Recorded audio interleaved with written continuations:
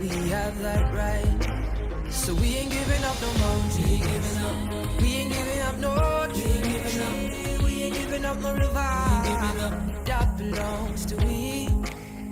Not one blue sake, not one rice grain, not one caress, not a blade of grass. So we ain't giving up no mountains, we ain't giving up no tree, we ain't giving up no river that belongs to we.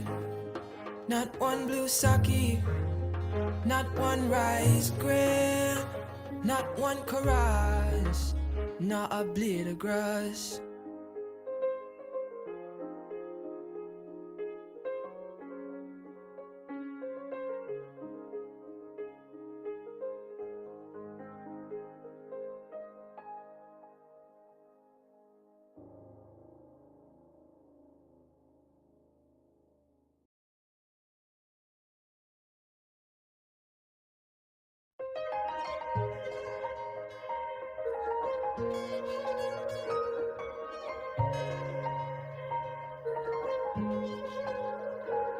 We are a peaceful people, struggle is we struggle, and we don't look for trouble, just ask around.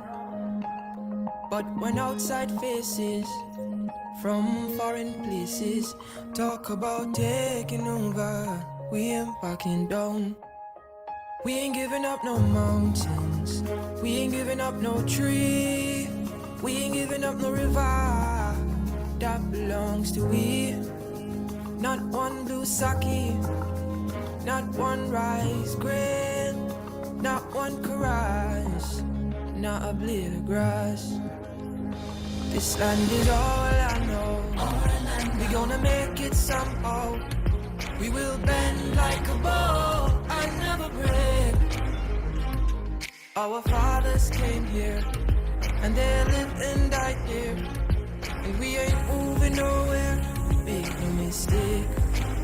Cause we ain't giving up no mountain, we ain't giving up no tree, we ain't giving up no river that belongs to we. Not one blue sake, not one rice grain, not one caress, not a blade of grass.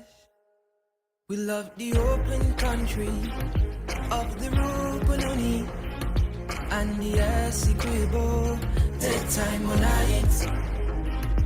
Though we may criticize it, this is our home, we love it, and we need to keep it.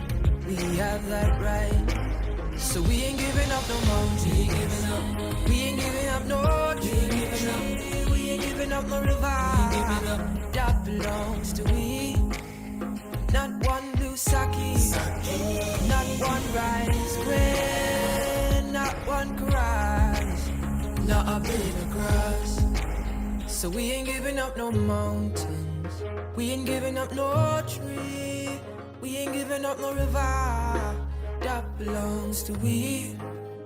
Not one blue sake, not one rice grain, not one caress, not a blade of grass.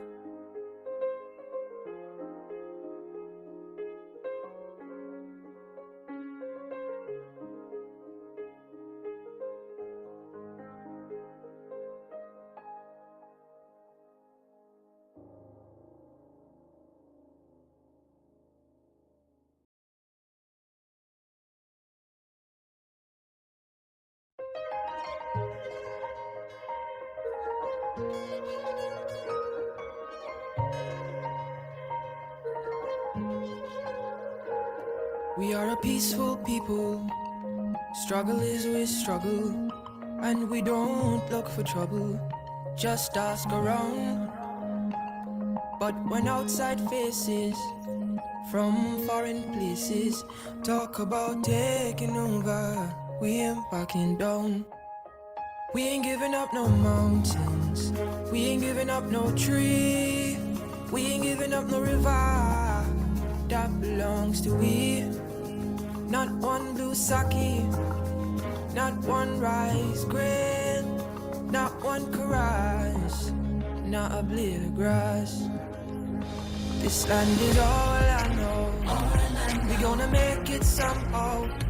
We will bend like a bow and never break. Our fathers came here and they lived and died here, and we ain't moving nowhere. Make no mistake, 'cause we ain't giving up no mountain. We ain't giving up no tree. We ain't giving up no river that belongs to we.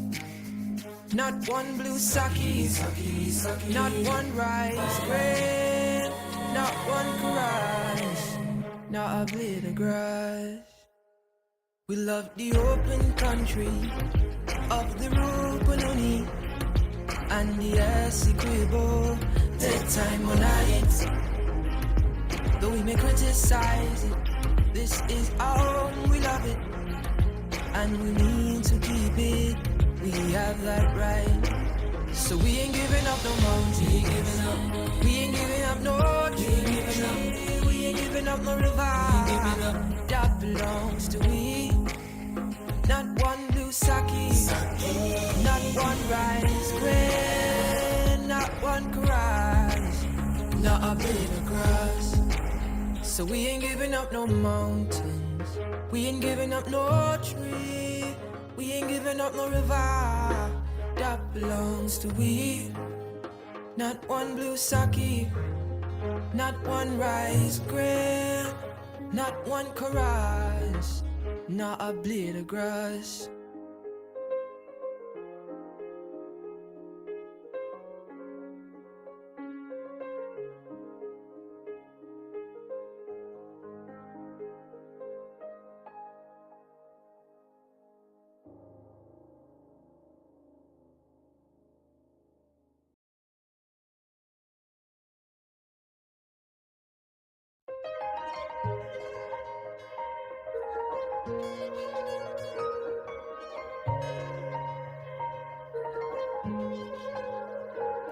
We are a peaceful people. Struggle is with struggle, and we don't look for trouble. Just ask around. But when outside faces from foreign places talk about taking over, we ain't backing down. We ain't giving up no mountains. We ain't giving up no tree. We ain't giving up no river that belongs to we. Not one blue sake, not one rice grain, not one rice, not a blade of grass. This land is all I know. We gonna make it somehow. We will bend like a bow and never break. Our fathers came here and they lived and died here, and we ain't moving nowhere. Make no mistake, 'cause we ain't giving up no mountain. We ain't giving up no tree. We ain't giving up no river that belongs to we. Not one blue sake, not one rice grain, not one rice, not a blade of grass. We love the open country of the Rupununi and the Essequibo, the time on night. Though we may criticize it, this is our home, we love it, and we need to keep it. We have that right. So we ain't giving up no mountain. We ain't giving up no tree. We ain't giving up no river that belongs to we. Not one blue sake, not one rice grain, not one rice, not a blade of grass. So we ain't giving up no mountains. We ain't giving up no tree. We ain't giving up no river that belongs to we. Not one blue sake, not one rice grain, not one rice, not a blade of grass.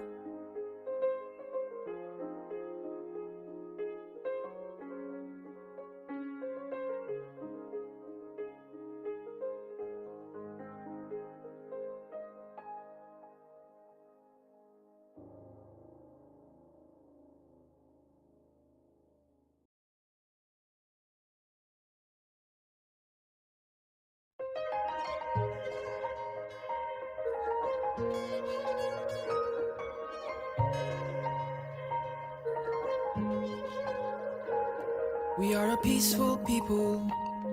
Struggle is with struggle, and we don't look for trouble. Just ask around. But when outside faces from foreign places talk about taking over, we ain't backing down. We ain't giving up no mountains, we ain't giving up no tree, we ain't giving up no river that belongs to we. Not one blue sake, not one rice grain, not one karage, not a blade of grass. This land is all I know. We gonna make it somehow. We will bend like a bow and never break. Our fathers came here and they lived and died here, and we ain't moving nowhere. Make no mistake, 'cause we ain't giving up no mountain, we ain't giving up no tree, we ain't giving up no river that belongs to we. Not one blue sake, not one rice grain, not one karage, not a blade of grass. We love the open country of the Rupununi and the Essequibo, take time on it. Though we may criticize it, this is our home, we love it, and we need to keep it. We have that right. So we ain't giving up no mountain, we ain't giving up no tree, we ain't giving up no river that belongs to we. Not one blue sake, not one rice grain, not one karage, not a blade of grass. So we ain't giving up no mountains, we ain't giving up no tree, we ain't giving up no river that belongs to we. Not one blue sake, not one rice grain, not one karage, not a blade of grass.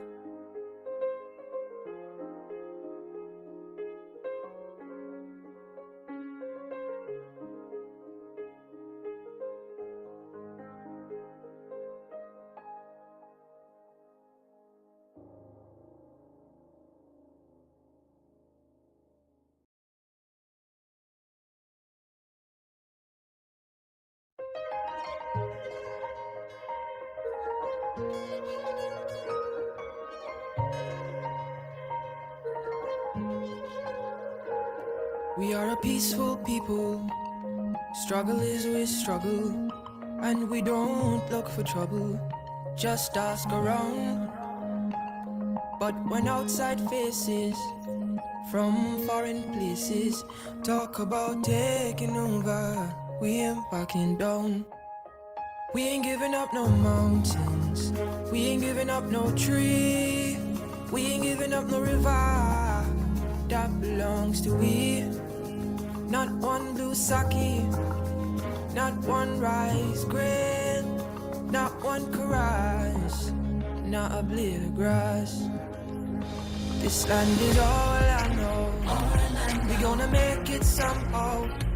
We will bend like a bow and never break.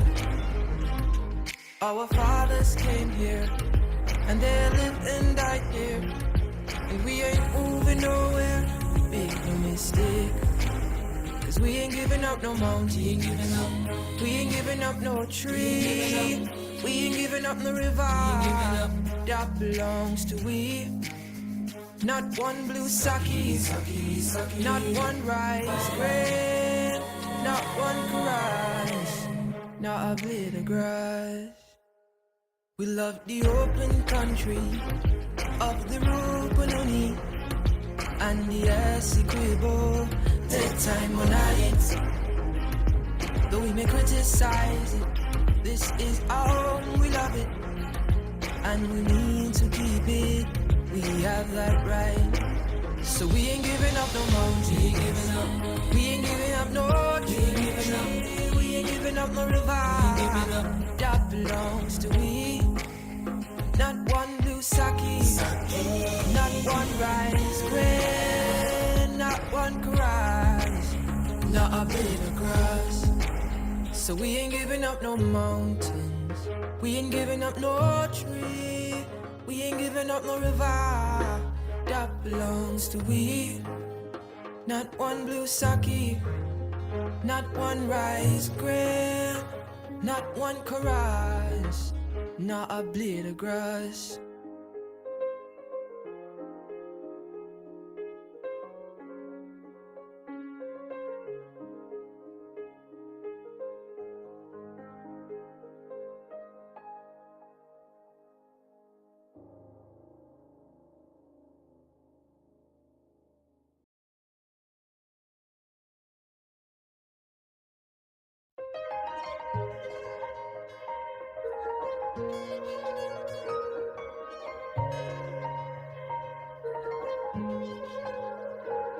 We are a peaceful people, struggle is we struggle, and we don't look for trouble, just ask around. But when outside faces from foreign places talk about taking over, we ain't backing down. We ain't giving up no mountains, we ain't giving up no tree, we ain't giving up no river that belongs to we. Honorable members, Mr. Speaker.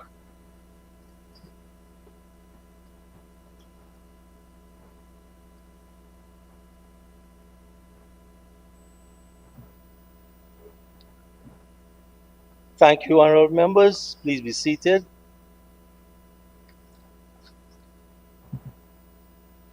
We will resolve ourselves into committee once again to continue consideration of the estimates.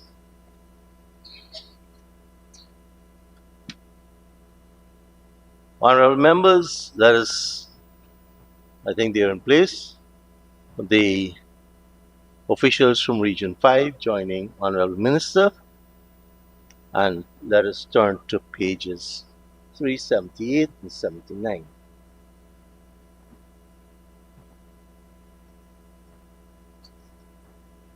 And I propose the question that the sum stated for agencies 7 to 5, region number 5, program 751, regional administration.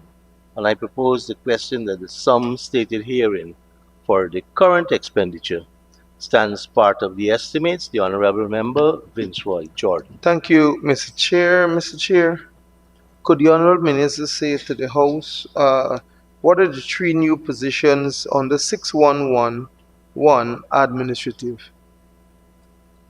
Honorable Minister. Thank you very much, Mr. Chair and Honorable Member. So you have 1 registry supervisor, 1 field auditor, and 1 procurement officer. Thank you, Minister. Thank Member you. Jordan. Thank you, Mr. Chair. Mr. Chair, could the Honorable Minister say whether the position of Assistant Regional Executive Officer falls under 6116? Minister.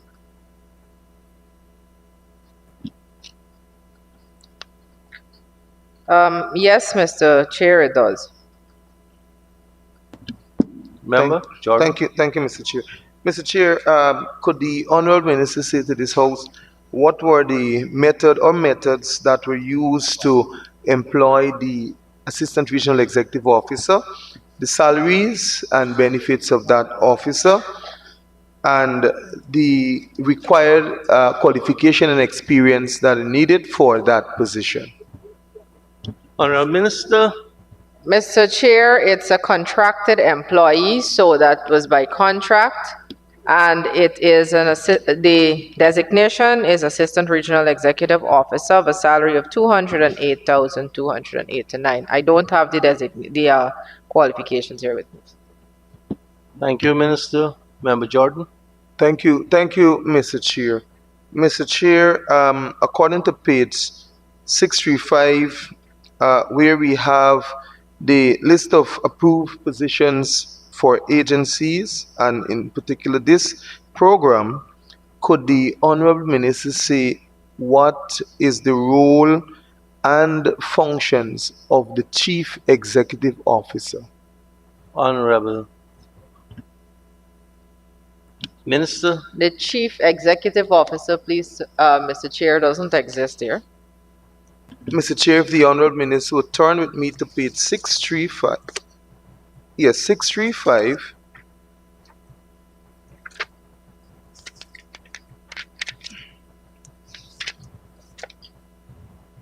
And I'm looking at region number 5, Regional Administration and Finance, program number 1, Administrative, and I see Chief Executive Officer under scale 12. All that is fine and good, Mr. Chair, and perhaps I'm not doubting that that exists in there, but we don't have that designation. We don't have a person in that designation in Region 5. Thank you, Minister. Thank you, Mr. Chair. Mr. Member. Chair, just to follow up, just for clarity, Minister, it is repeated across 4 other regions. So I want to know if it's a new position then, or whether it's a mistake by that we're having here in the budget document. Because if you look at the document on page 635, you will see it there as the second most senior position under administrative. Honorable Minister. Well, Mr. Chair, if that exists in the book there, it was not created in our administration here. And I'm most certain that we do not have persons in that designation in the regions. Thank you, Mr. Member Chair. Jordan. Mr. Chair, could the Honorable Minister say to this House, under this program, what is the total amount of vacancies under this program? Minister.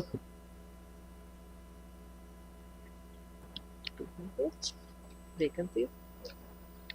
We have approximately an estimated amount of just over 130 vacancies across the program. Thank you, Minister. Thank you, Member Mr. Jordan. Chair. Mr. Chair, could the Honorable Minister say to this House, what program or programs, plans or policies are in place to effectively fill these vacancies, and when are they expected to be filled? Minister. So thank you very much, Mr. Chair. Again, I will utilize my knowledge as well as experience as former Minister of Public Service. Vacancies will exist across different sectors, different regions at all times. There is no time when the public service is completely filled and all vacancies are filled. But as the need arises and then a recruitment process will be done for that particular vacancy to be filled. And if it's an emergency, or if someone dies, if someone retires, if someone, then obviously we will be looking to do that. And but filling up already bloated public service, we have to look at key functioning areas in the different sectors to be able to make it effective. That does not necessarily mean filling over 130 vacancies. So I would say to the honorable member that if there, for example, if you have an engineering department and you need 6 engineers because that's necessary because of the rollout and the transformation that we have going on with the infrastructure, then we will look to fill those vacancies. So it's like that. Mr. Chair, I just want to, Mr. Chair, okay, to ask the Honorable Minister, just being careful, you said an already bloated public service. Is it that these positions are not absolutely necessary at this time, or the manpower rather, so to speak, it is not necessary at this time? And how does it, the absence of the human resource affect the operations of the Regional Democratic Council, the administration? Minister. So thank you very much. An organizational structure for any ministry or any sector will be made not only upon the existing needs, but for future need. And if you have a structure for an occupational health and safety of about 20, and you can fill that with 12 persons and effectively manage, then that is what will be done, and you have 8 spaces of a vacancy. But it doesn't necessarily mean that you have to fill it to be effective. And so, like I said, where it is definitely needed to be effective, then those vacancies, we will seek to fill those vacancies. So I can conclude to the chair safely that the vacancies or the absence of 130 personnel and is not directly affecting the operations of the RDC. Honorable Minister. Thank you very much. I would say it's not directly affecting the RDC, please, sir, because we would have, in a 2024, we would have had an allocation as well as the execution and implementation of several projects that we had as a work program and work plan, and we've managed to do that. Of course, a lot of what the region is doing is in collaboration with central ministries as well, like education, like health, like public works. So we are getting a whole lot of assistance from them too. Thank you, Minister. Member Jordan. Thank you, Mr. Chair. Mr. Chair, I'd like to move to line item 6264, vehicle spares and service. I want to ask the Honorable Minister, I see $3.3 million allocated in the budget for 2025. What is the size of the fleet of vehicles under this program? Honorable Minister. Thank you very much, Mr. Chair. We have 6 vehicles, 6 vehicles and 2 tractors. Mr. Chair, and could the Honorable Minister say whether any of these vehicles are inoperable at this time? Honorable Minister. All are, I'm advised that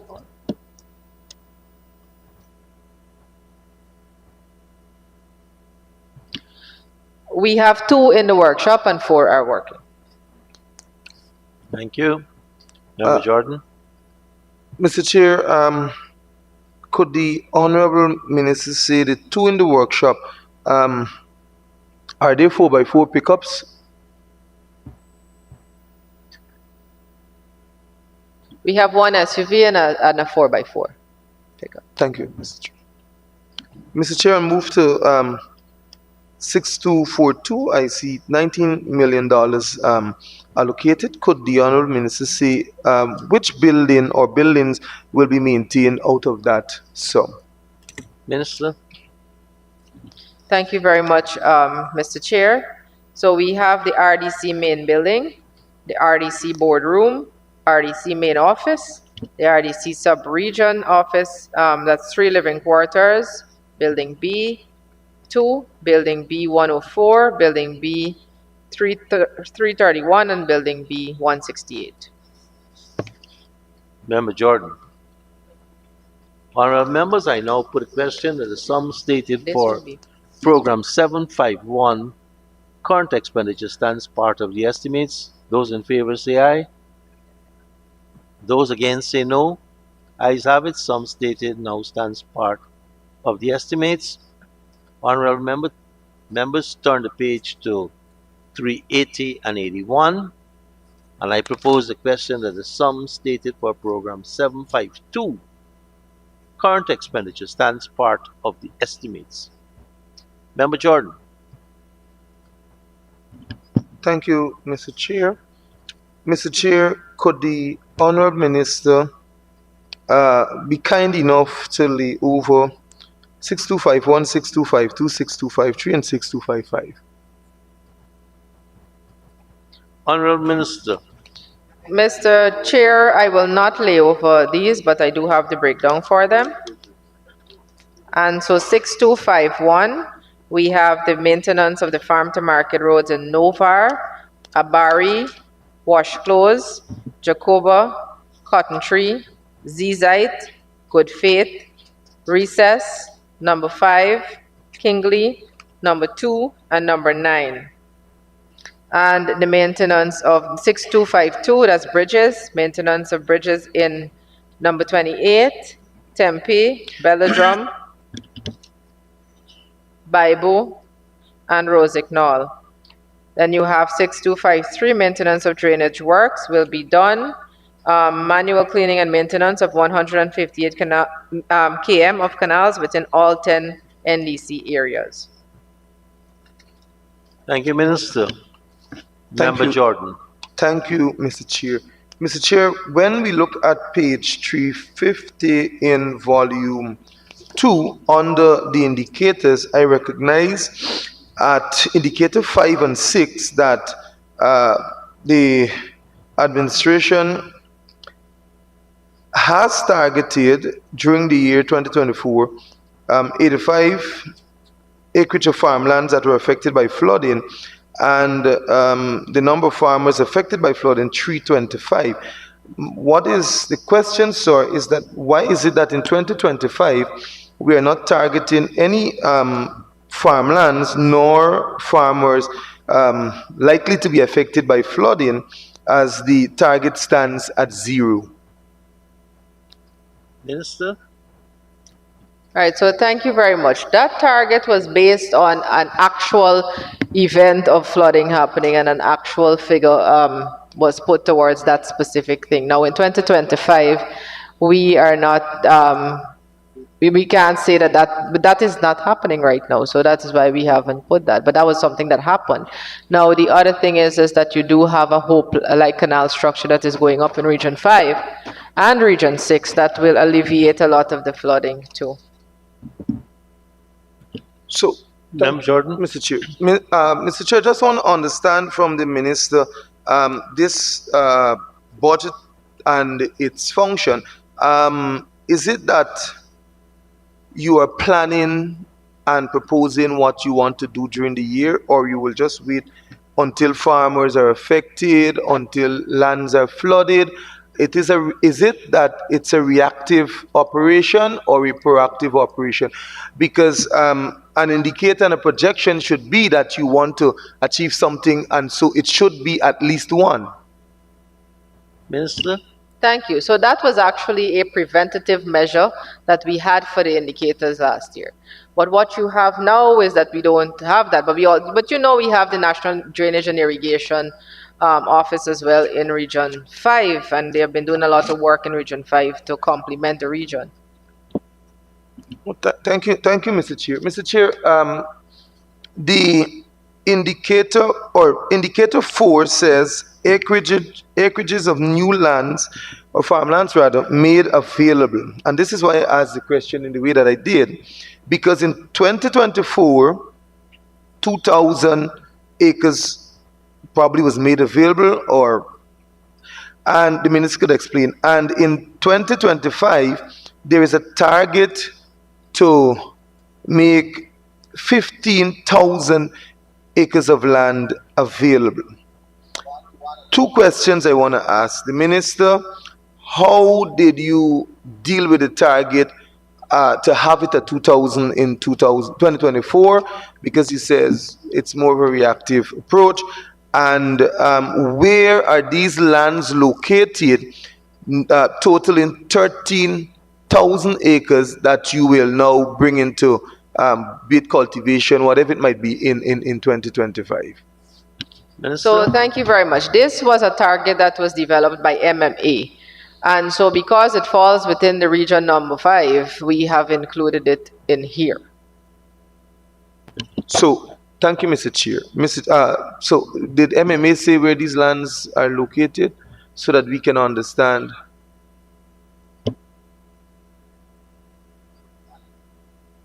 It's from Van Better going up, Ellis going up to the Berbice River. Thank you, Member Mr. Jordan. Thank you, Mr. Chair. Mr. Chair, no further questions on this line. Honorable members, I now put a question that the sum stated for program 752, current expenditure, stands part of the estimates. Those in favor say aye. Those against say no. Ayes have it, sum stated now stands part of the estimates. Honorable members, let's turn over to page 382 and 383. And I propose the question that the sum stated for program 753, current expenditure, stands part of the estimates. Member Jordan. Thank you, Mr. Chair. Mr. Chair, I want to ask The similar question that I did on the administration, could the Honorable Minister be kind enough to see what is the size of the fleet of vehicles under this program? And when she gets that, how many are inoperable? Honorable Minister.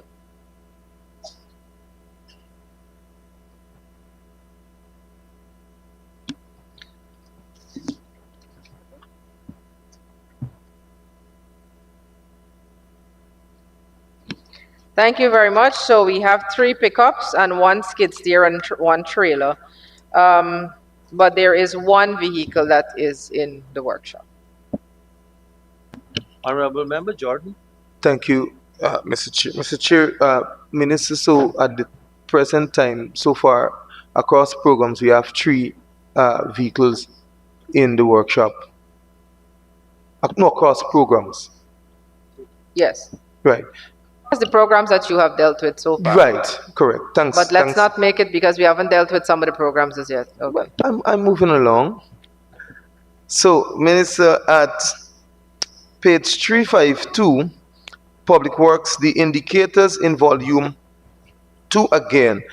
I see you have at number 5, number of communities accessing water.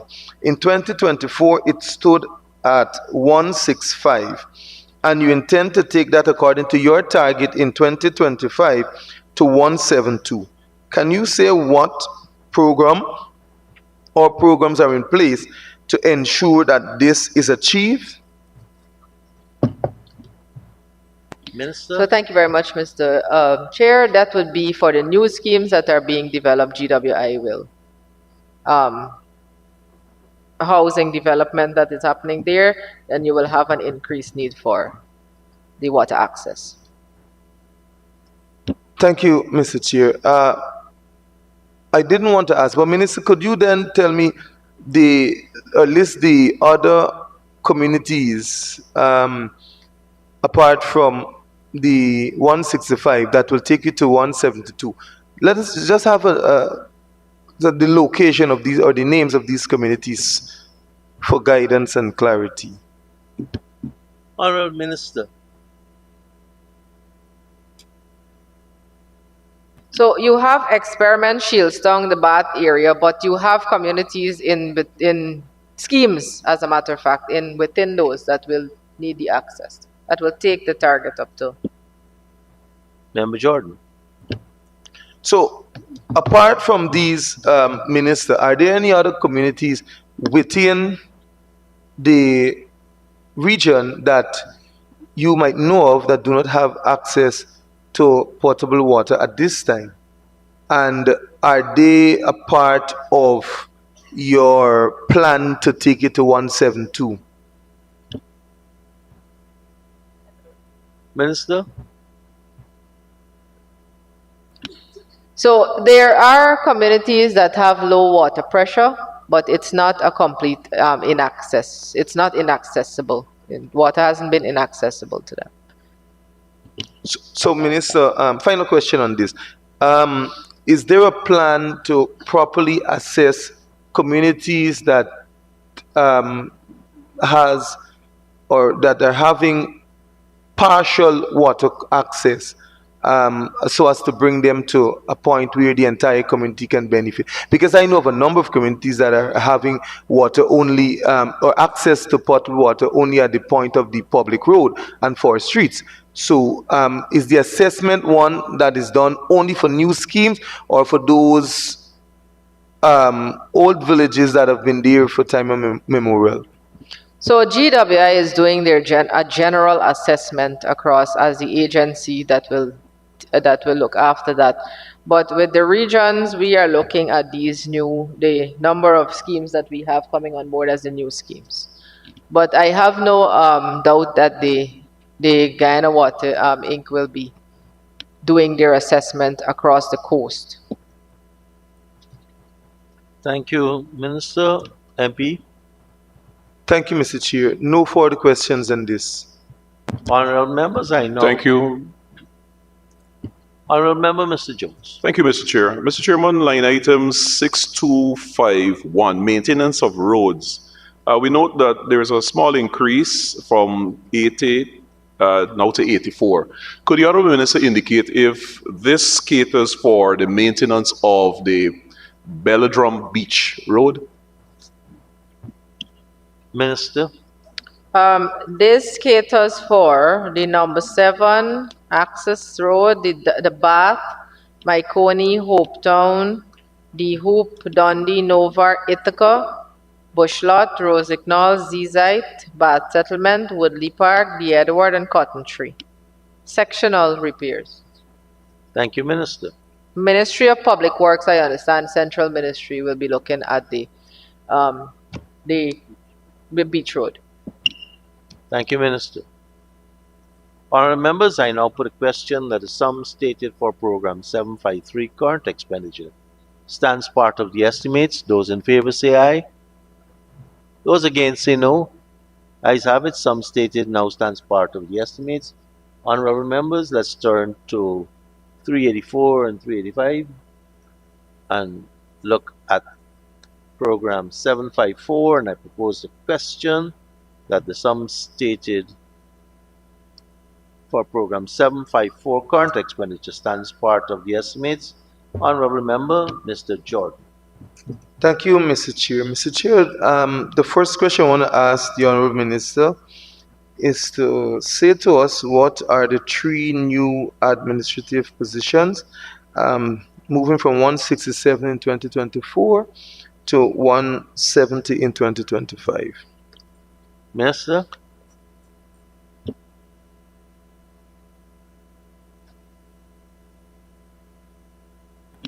Thank you very much. We have a transfer in 2 of the graduate head of department and 1 GSM and, well, a 10% increase in salary.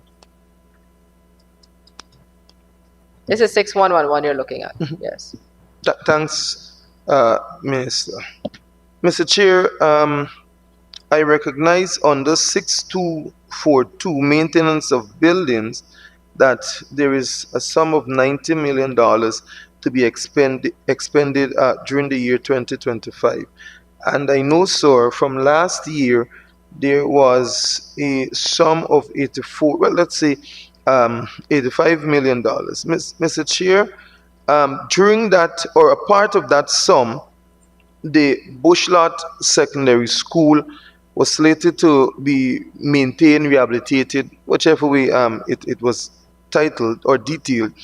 And so the work started during the year and it has not been completed. As a matter of fact, Mr. Chair, it is this very school that a beam fell from the roof, hitting a parent in the head during a parent-teachers conference and severely injuring that parent, of which I know the minister is fully aware of. Could the Honorable Minister say when the repairs at Bushlot Secondary School, when are they expected to be fully completed, and when will the children return to going to school full for an entire day and not on a rotational basis? Honorable Minister. So thank you very much, Mr. Chair. That is not a regional, it is not a regional project. It comes under the Central Ministry. Nonetheless, Mr. Chair, that building was a building that was neglected for many years. And that is a building that was an award we had initially, as a matter of fact, not initially, we had planned to do the maintenance of that road through the Central Ministry, and which they did.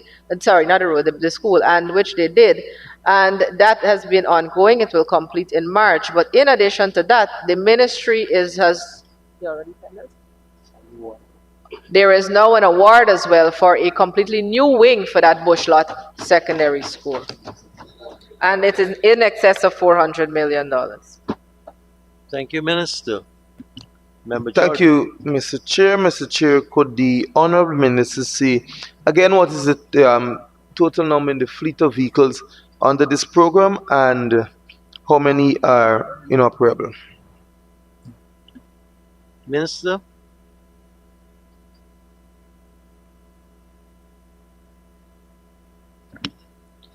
Right, so what we have is a minibus, a motorboat, well, two motorboats, three motorboats, two Nissan 4x4, a Mitsubishi Canter, a Toyota 30-seater bus, a Canter truck, and a motorcycle. And a Toyota 30-seater, another Toyota 30-seater bus, a Nissan minibus, another Toyota 30-seater bus, and another one, so several. Thank you, Minister. Minister, MP Jordan. please be kind enough to say how many, if any, are inoperable. Thank you. One of the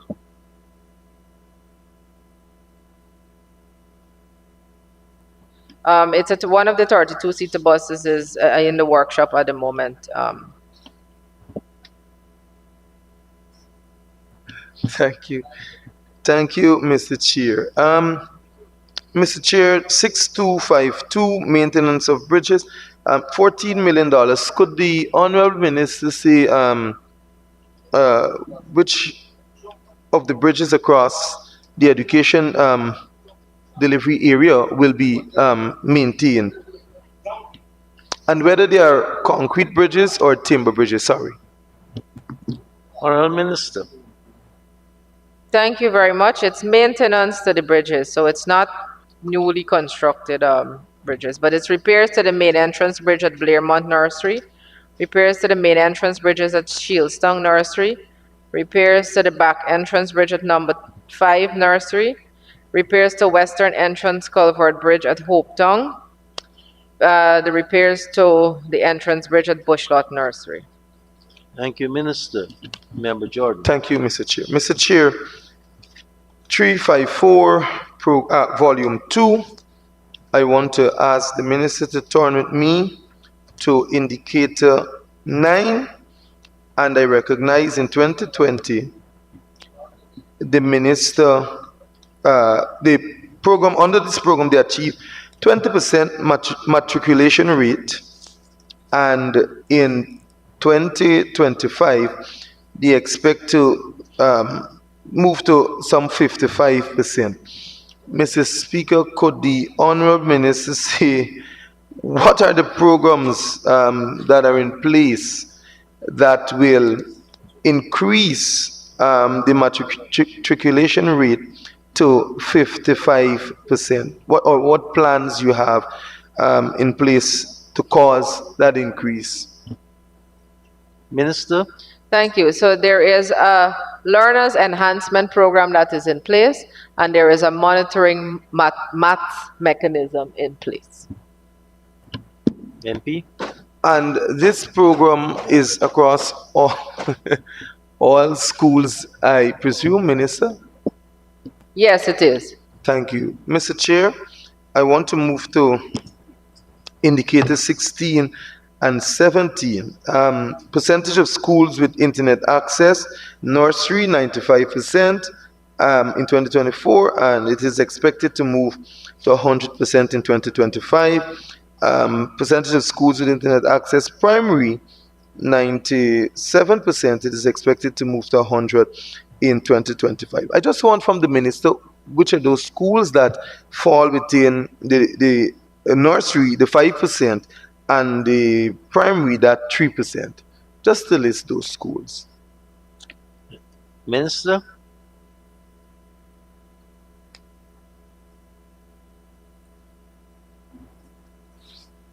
So we have Mora Point and Mortis. And Maracaibo. Okay. No further questions here, Mr. Honorable members, I now put a question that the sum stated for program 754, current expenditure, stands part of the estimates. Those in favor say aye. Those against say no. Ayes have it. The sum stated now stands part of the estimates. Let's turn over to the next 2 pages, and I propose the question that the sum stated for program 755, current expenditure, stands part of the estimates. Honorable Member, Mr. Viceroy Jordan.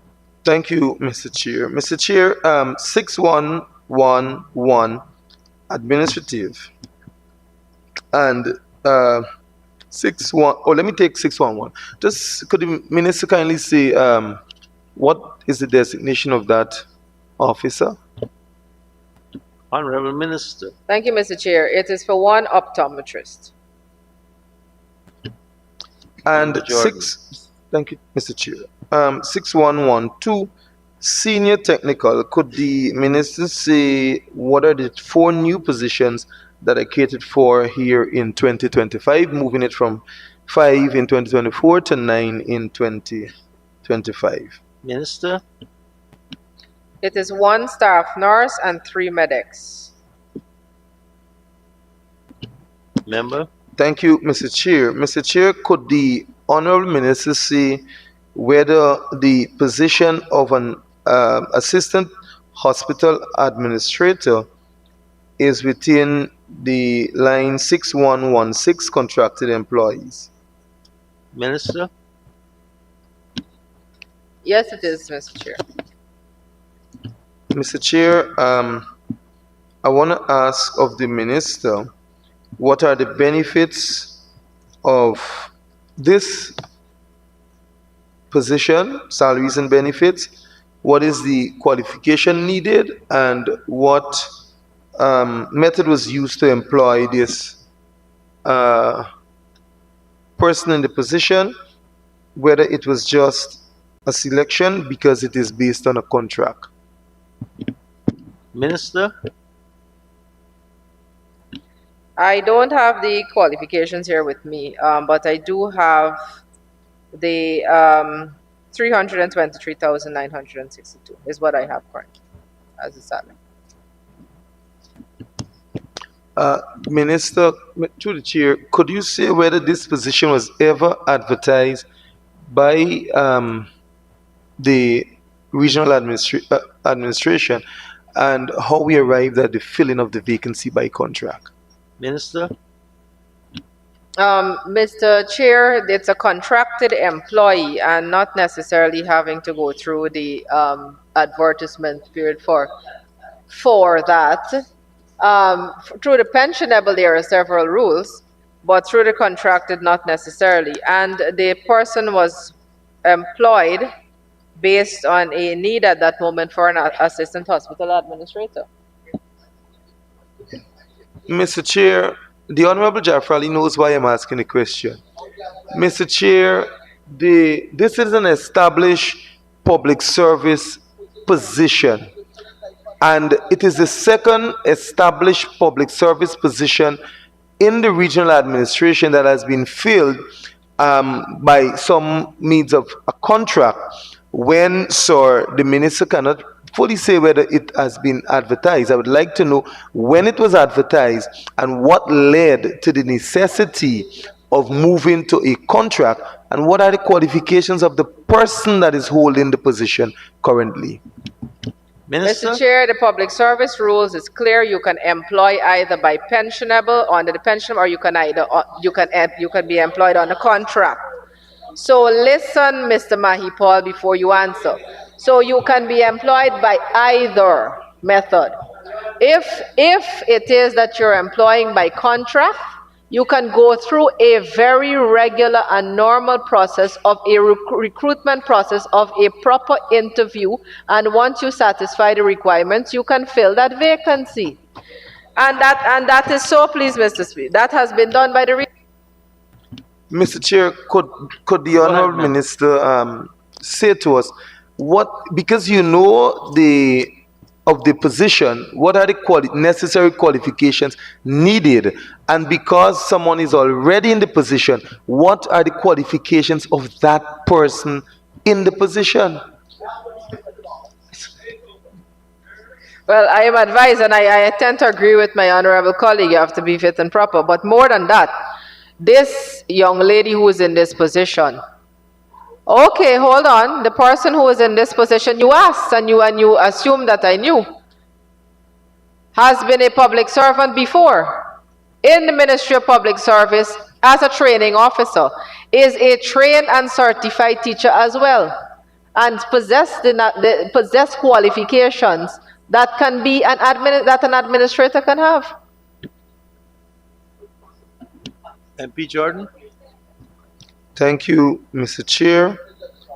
Mr. Chair, I will move on as time will eventually tell all of this. Mr. Chair, could the Honorable Minister say, I would just like to know, for clarity, when will the Trafalgar number 28 health post be upgraded from that status to that of a health center? Minister?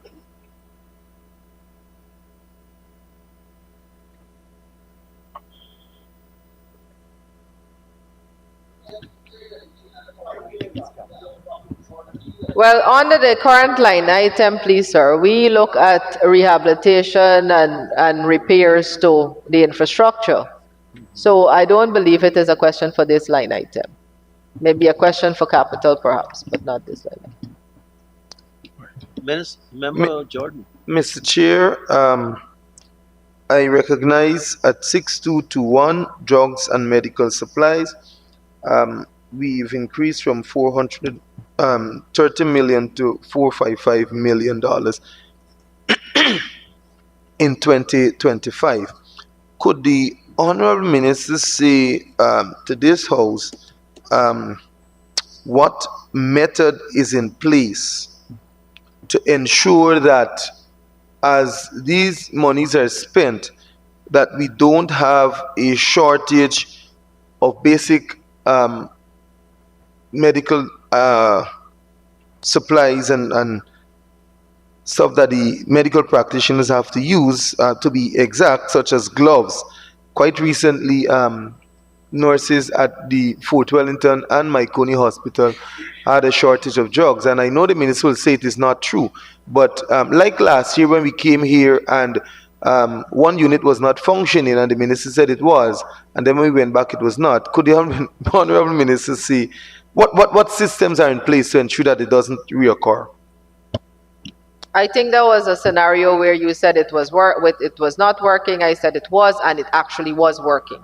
Now the other thing is, Mr. Chair, is that is absolutely not so. There are gloves that are being supplied to the needs of the Fort Wellington Hospital, and I sit here with the regional health officer who has informed me that at no time in the recent there have been a shortage of gloves at the Fort Wellington Hospital. Member Jordan? Thank you, Mr. Chair. Mr. Chair, the minister missed the main part of the question. What systems you have in place to ensure that we don't have a shortage of supplies during the year? Well, there is no shortage of supplies, and the systems that have been put in place is that the regional health officer will get from all of the health centers, as well as and each health center will do this on their own. Once they know that they're having their nil list, they know what is missing, they will put it to be uplifted, and they will be going to the MMU that is being distributed it comes to the region and then distributes to the health centers. And so as far as I'm aware, that we do have the drugs, that is the essential drugs. And we keep a 3 months stock of the drugs. Thank you, Minister. MP Jordan?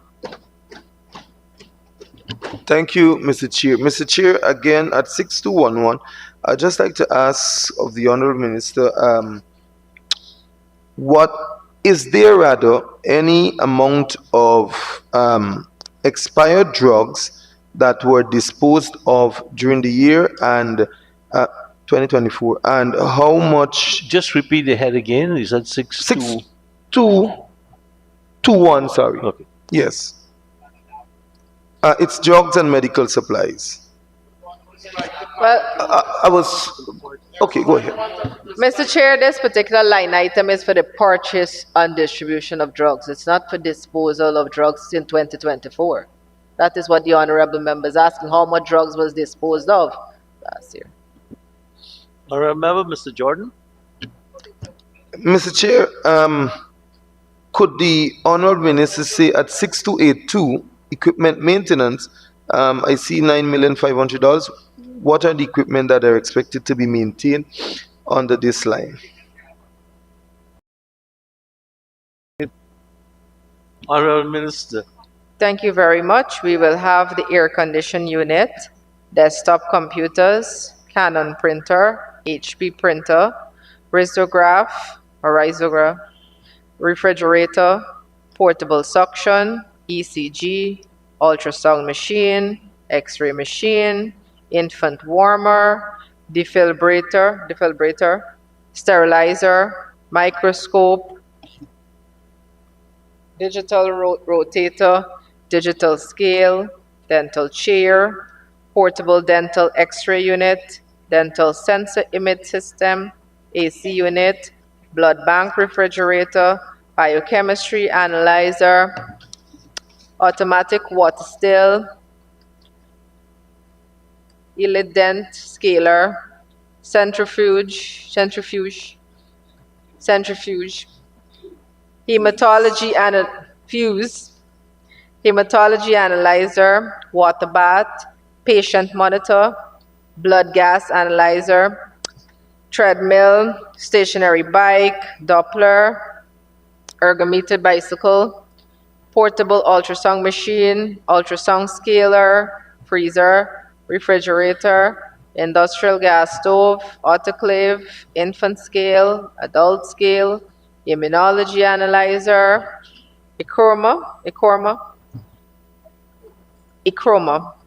audiometer screener, water treatment plant, incinerator, chill fridge, air compressor, computers, printer, X-ray machine. This is at the Fort Wellington Hospital now. X-ray machine, ultrasound machine, water treatment plant, incinerator, biochemistry analyzer, and the list goes on and on. Thank you, Minister. MP Jordan. No further questions here, sir. Honorable members, I now put a question that the sum stated for program 755, Now we move the capital. current expenditure, stands part of the estimates. Those in favor say aye. Those against say no. Ayes have it. The sum stated now stands part of the estimates. Honorable members, let's turn to page 535.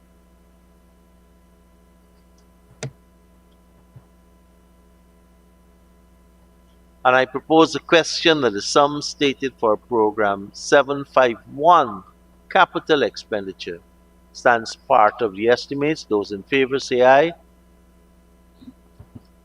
Sorry, I propose, thank you very much, Honorable Member Mr. Maipol, propose a question that the sum stated for this program capital expenditure stands part of the estimates. Member Jordan. Thank you, Mr. Chair. Mr. Chair, I'd just like to know of the honorable minister which building or buildings will be upgraded, or the electrical system will be upgraded under this program. Thank you very much, Yes, Mr. Chair. It will be the Fort Wellington main office and annex.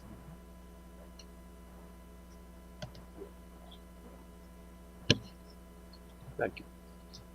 MP.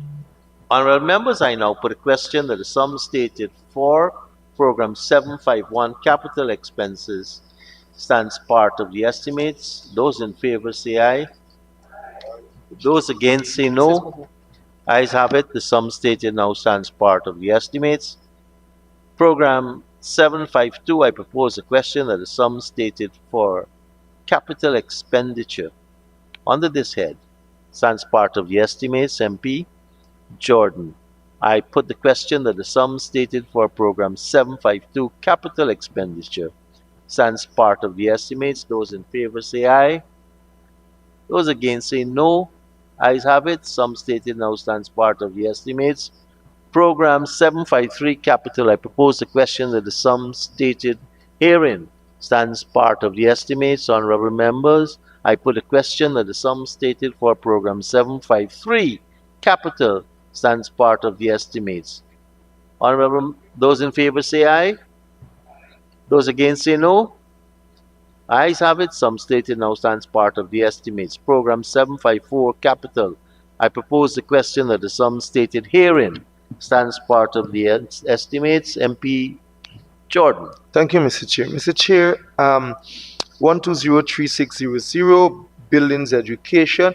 I see here $143 million provision for schools, educational facilities, and payment of retention. First question, could the Honorable Minister say what amount of this will go to retention and for which project?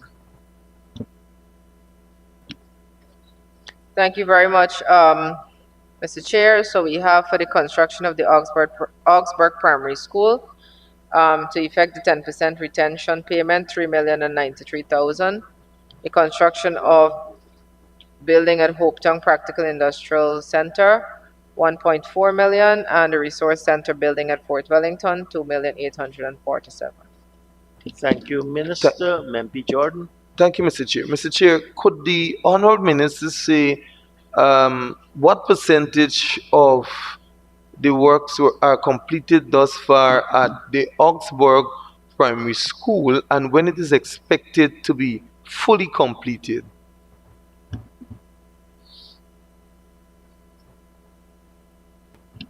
Well, it's a Thank similar you question. very much. So Sorry. it's about 70% and it should be completed by the end of February. They're working. Sorry, Thank you, I was Minister. MP Jordan. I was going to say the similar question for Hopetown, so you can go ahead.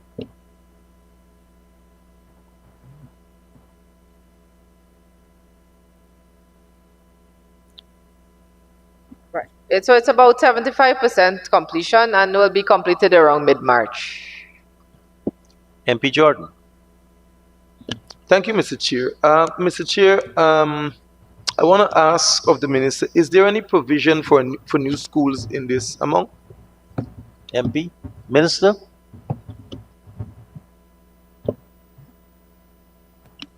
We have for extension of schools, such as the Bath Nursery School, West End Nursery School, Cotton Tree Nursery School, the Resource Center, Fort Wellington, Mortis Nursery, and Thank you, and Mr. the Chair. extension of Bushlot Annex. MP. Mr. Chair, could the Honorable Minister say to this House, I know during the September term last, when the construction of the Hopetown Primary School started, that we had to displace probably over 100 and something children, and it was not in the best of manner. Could the Honorable Minister say why was proper housing arrangement not catered for prior to the demolition of the starting of the demolition of the Hopetown Nursery School?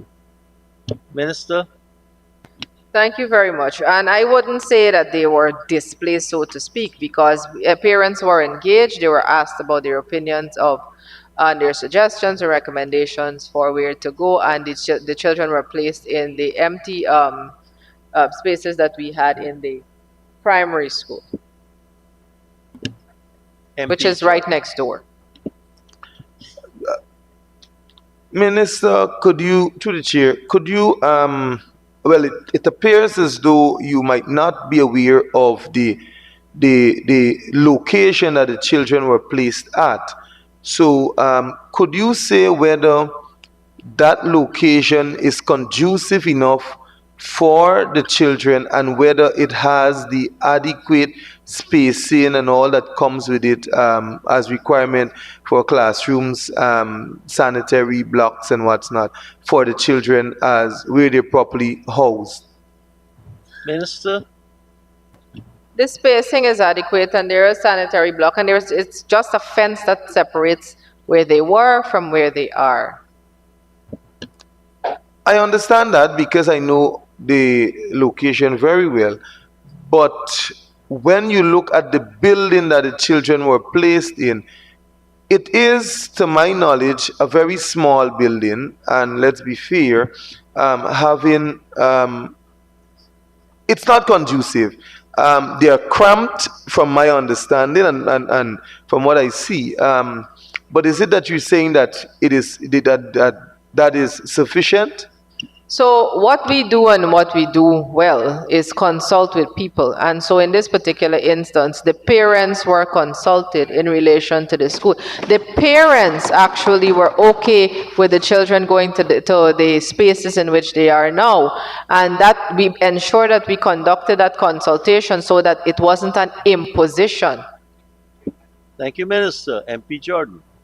Mr. Chair, I will not dispute with the minister saying that parents were consulted, because we cannot bring the parents here, of course, to make the argument.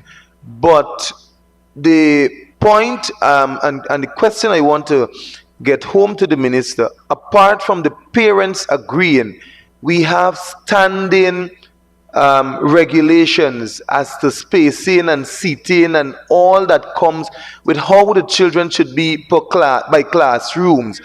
And with 100 children cramped in a building, you're saying that despite parents would have agreed that it is satisfactory? But Honorable Minister. Thank you, Mr. Chair. Honorable member, the fact of the matter is, if and what we're doing now is building an entirely new school to accommodate these children. And so moving them from one area and ensuring that we do have the space and place to have them in with the consultation and agreement of the parents is something that we consider to be a good thing that we could have done for these kids right now, because we don't want these kids to be at home and they're having learning loss. We want to ensure that they are in school and they are able to access the resources that are so readily available from the Ministry of Education and from the government, and ensure that they do have a space and a place to do that while waiting to move over into their brand new school. So it's a temporary situation. You appreciate that, and it's no big far move that transportation also becomes an issue. Thank you, Minister. Mr. MP Chair, Jordan. I want to move on, but I just want to say to the Honorable Minister that there are other facilities right in the community that would have been better for the children. But moving on to the other program, the other line, Mr. Chair, 240-1900, provision for vehicle. I see the provision for a bus. Could the Honorable Minister say this $22 million, whether it is for a 30-seat bus? Honorable Minister. It's for the 32-seater bus for the SEN Center, please, sir. 32-seater bus for the SEN Center, SEN Center. And Mr. Chair, could the Honorable Minister say to this House, when will a bus be provided or made available for the children of Perth, Strathcampbell and its environs coming out of the Myconi Branch Road, or whether the bus that leaves Wash Close will pick up those children as it come out of the road? Honorable Minister. There is already a bus there working, please, sir. So I don't know where this honorable member is going and getting his information from. There is already a bus that is transporting these children from Thank that you, those Minister. particular. Member Jordan. Mr. Chair, could the Honorable Minister say to this House whether or not that she's aware that that bus does not pick up children from Strathcampbell, Port, and other villages within the environs?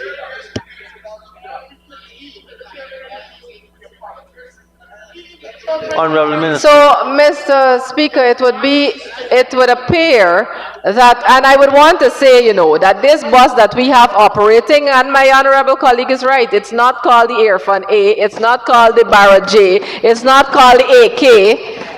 It is a bus that is there for just the secondary schools, but Strathcampbell has a school, please, sir, so I'm not sure where we're transporting these children to, but the honorable member doesn't seem to know that. That is why I was specific to say those that are coming out of the road, Madam Minister. Those that are coming out of the road. That was the question, Madam Minister. But let's move on.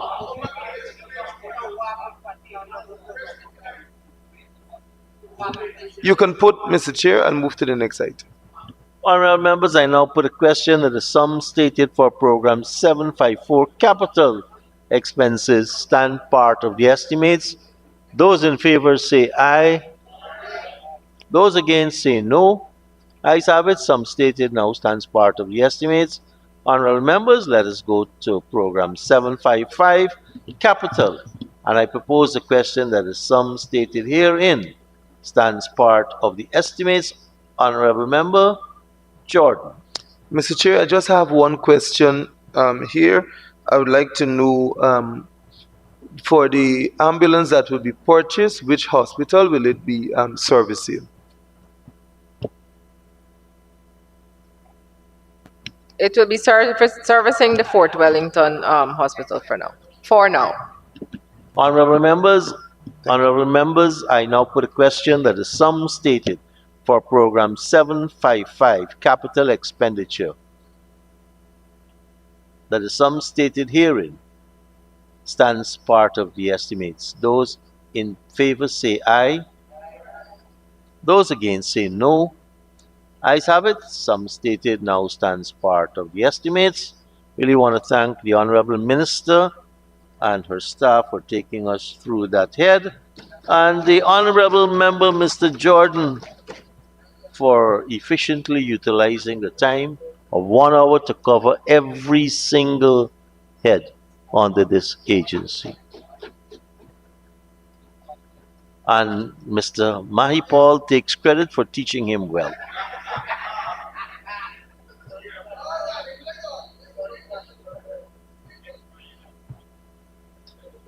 I invite the RDC members of region number 6 to join us as they take us through consideration of the estimates for region 6, agency 76. Honorable members, I invite you to turn to pages 392 and 393.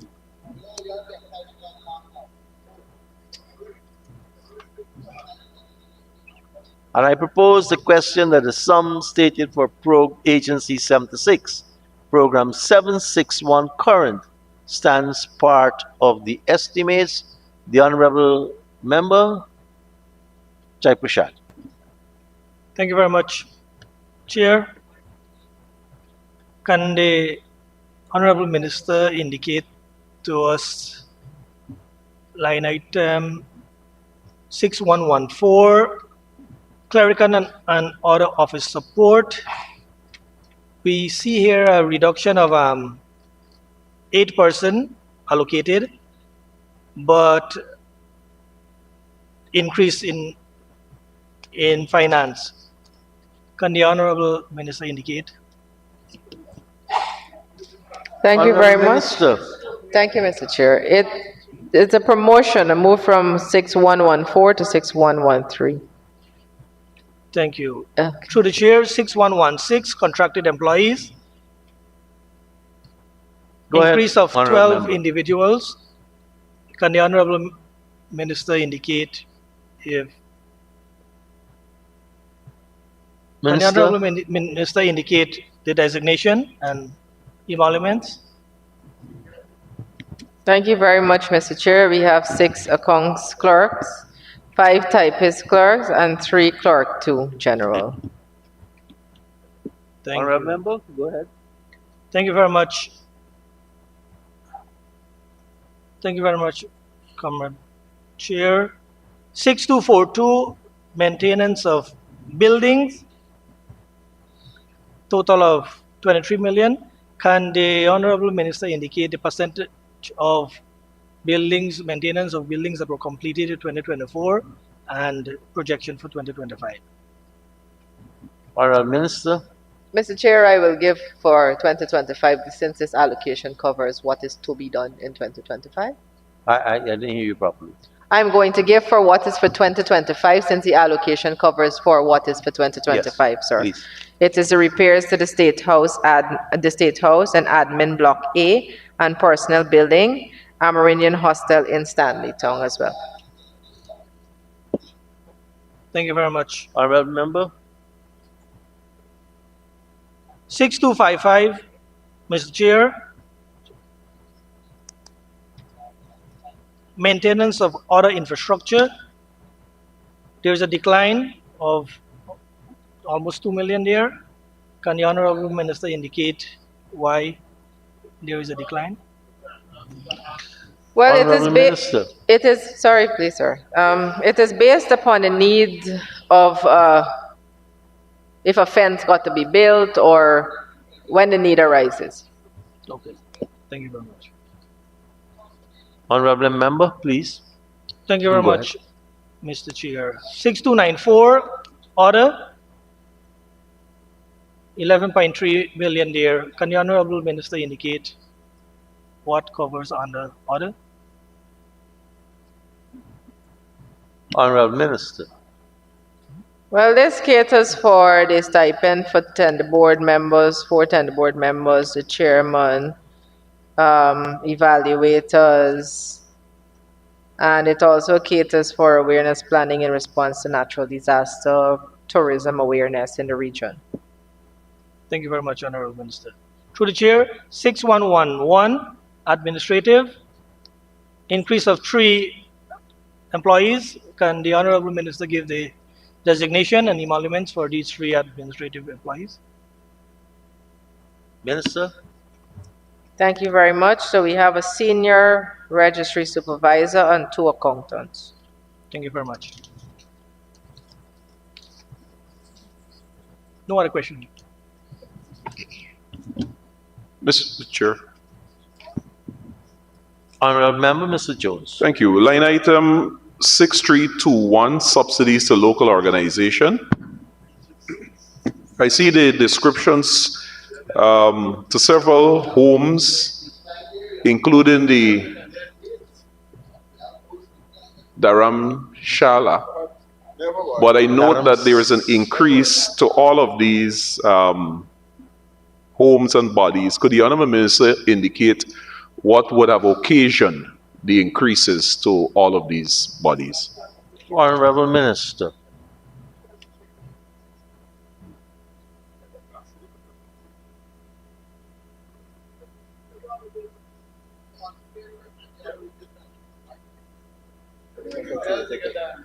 Well, we believe that these organizations are doing well, and we believe that we should assist them some more.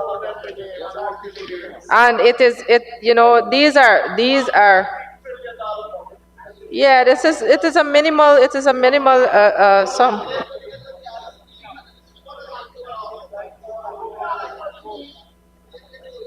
Honorable Member, Mr. Jones. Honorable Members, I now put a question that the sums stated. Honorable Member, Mr. Jai Prashad, you had another question? Honorable Members, I now put a question that the sum stated for Program 761 current expenditure stands part of the estimates. Those in favor say aye. Those against say no.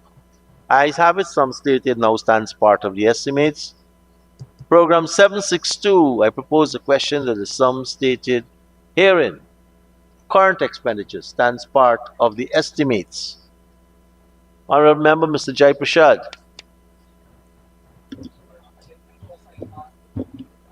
Thank you very much, Mr. Chair. Agriculture. Thank you very much. 6116, contracted employees, an increase from 11 to 29. Can the Honorable Minister indicate the position for these employees? Appointment of 1 accounts clerk, 2 a ranger, 6 rangers, 4 sluice attendants, 4 pump operators, 2 equipment operator, and a vehicle driver. Thank you. All right. Thank you very much. Member, To the Chair. All right. go ahead. 6112, senior technical, and 6113, auto technical and craft skill. There is a reduction of 1 and 2 Can you say if these individuals retire or resign from their position? Honorable Minister. Thank you, Mr. Chair. 6112, one Superintendent of Works appointed. 6113, one storekeeper, 2 promoted to Superintendent of Works, and 1 mechanic is now being paid under a different line item, which is 6115. Honorable Member. Thank you very much, Comrade Chair. 6231, fuel and lubricants. Will this sum 602 million take care of all the drainage pump and other irrigation equipment for the region? Yes, Mr. Chair. Okay, thank you. Honorable Member.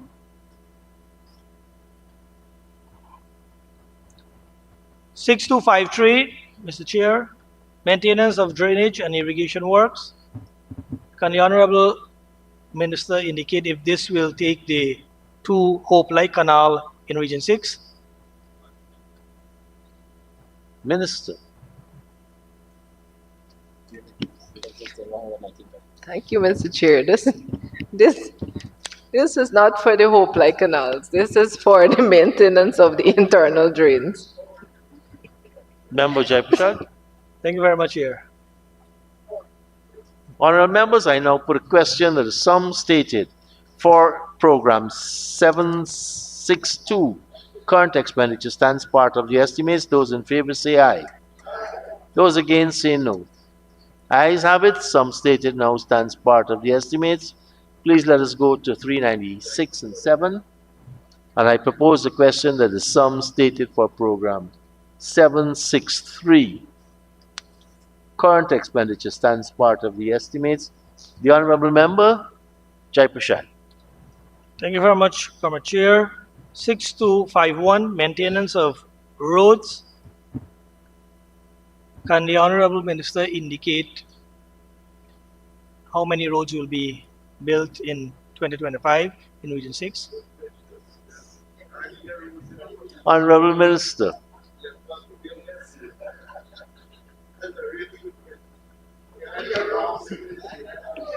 So this is maintenance of roads.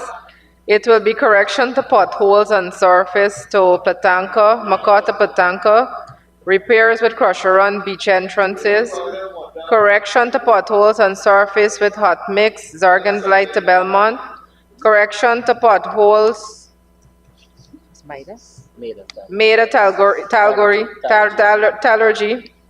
Tarlogy, correction to potholes on surface, Blackbush, Boulder Public Road, correction to potholes on surface, Kilcoy North Road, corrections to potholes on surface, Belmont to Germania, correction to potholes on surface with Alness Village, correction to potholes, Crabwood Creek Road, number 69 Village, Road Network, New Amsterdam, 5274 area. And yeah, that's it. Thank you, Minister. MP, Jai Prashad.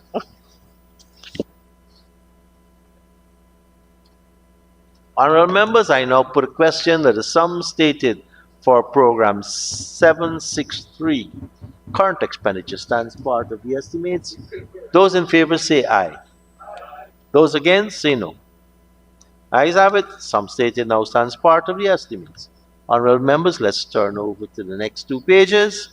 And I propose the question that the sum stated for program 764 current expenditure stands part of the estimates. The Honorable Member, Jai Prashad. Thank you very much, Comrade Chair. 6116, contracted employees. Can the Honorable Member indicate where these employees are assigned to? It is 1 Honorable kitchen Minister. assistant, 1 janitor resigned, 1 caregiver resigned. New recruitments are now being paid under this line item. Thank you, Minister. Honorable MP.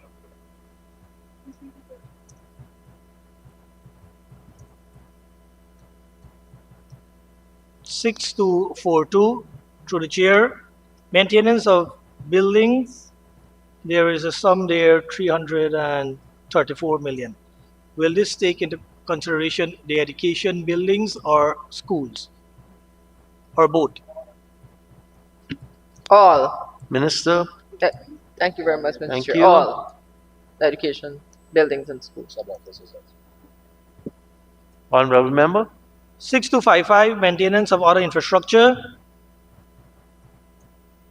220 million. Can the Honorable Minister indicate to the House Minister, what are these other infrastructure?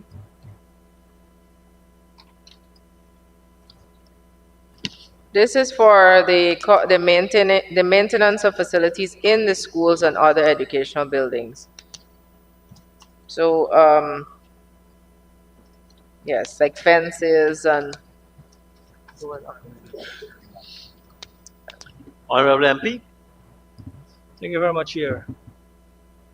6264, vehicle spares and services, total of 50 million. Can the Honorable Minister indicate the amount of vehicle assigned to the education delivery? There are, thank you, Mr. Chair, there are 16 vehicles, 2 boats and 1 generator. And it is to take care of the cost for 3 additional school buses. In the 2020, you. none of which are the David G. And they are Can- not labeled Follow up to any that. official's name. Through the chair, follow up to that question. Can the Honorable Minister indicate if the boat assigned to Baracara and Oriala are in operation? Honorable Minister, Thank you very much, Mr. Chair. Yes, they are. Thank you very much.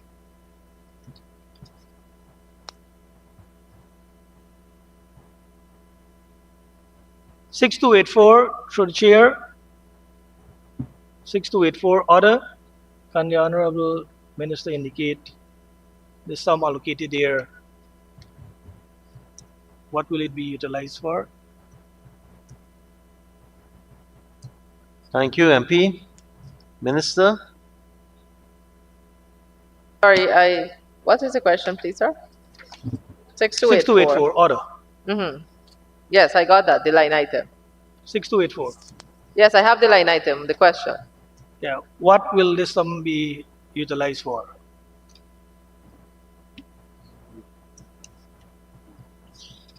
Thank you. So this is for purchase of materials for repair of furniture, transportation of examination papers, cost for upholstering of 1 suite, stipend for 20 literacy committee members, 20 nurse literacy support,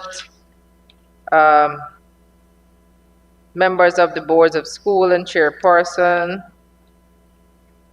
repair, well, yes, stipend for work study students, etc. Thank you thank you, very much. Minister, Thank you very MP. much, Honorable Minister. 6292 dietary, an increase of 12 million. Can the Honorable Minister indicate if this sum is for the 3 hostel that we have, and can you give a number of students that we have in each? Minister, Thank you very much, Mr. Chair. Yes, it is for the 3 dormitories and the special needs school. And it will cater for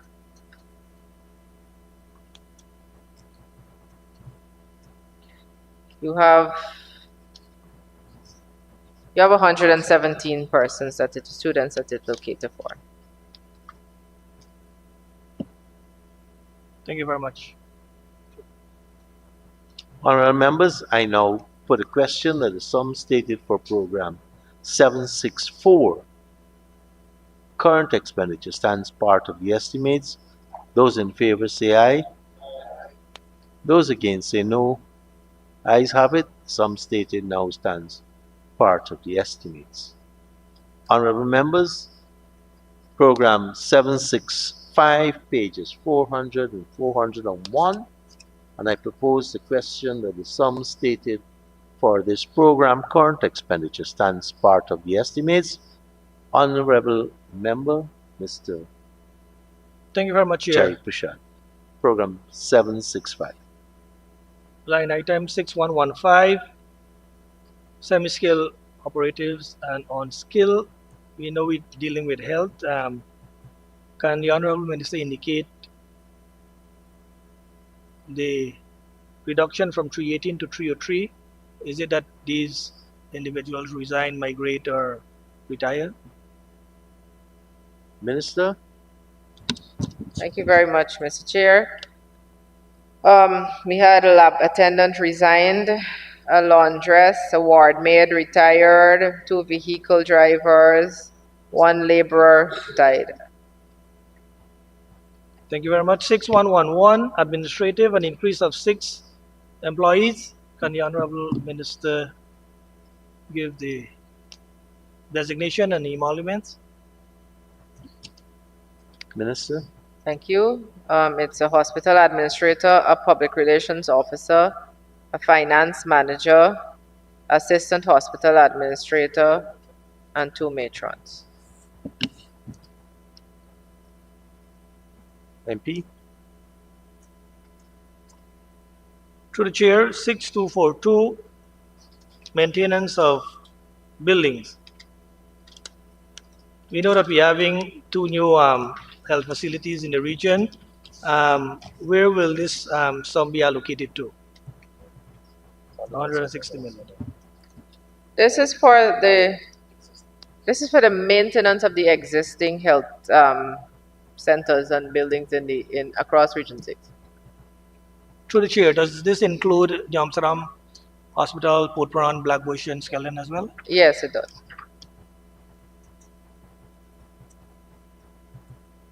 Maintenance of other infrastructure, 6255. Can the Honorable Minister indicate?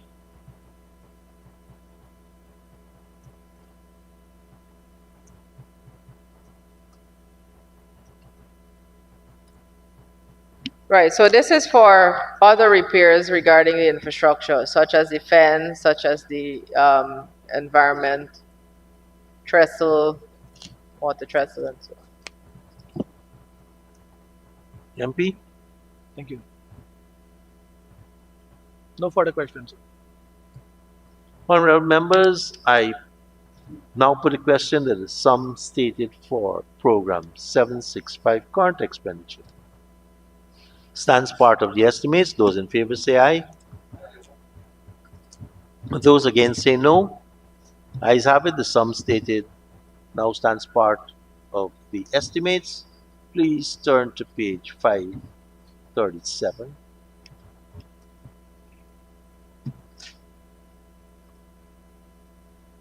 And I propose a question that the sum stated for program 761 capital expenditure stands part of the estimates.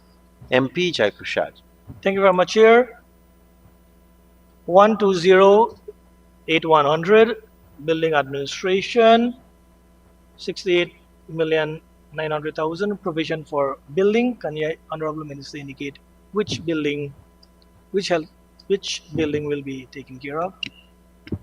Minister. Thank you very much. It's the construction of the REO's living quarters at New Amsterdam. Thank you very much.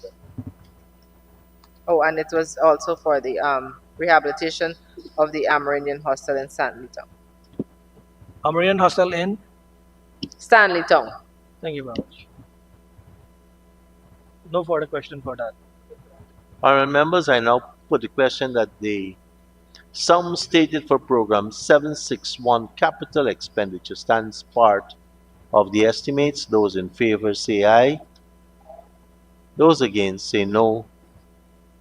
Ayes have it. The sum stated now stands part of the estimates. Let's go to program 762 capital.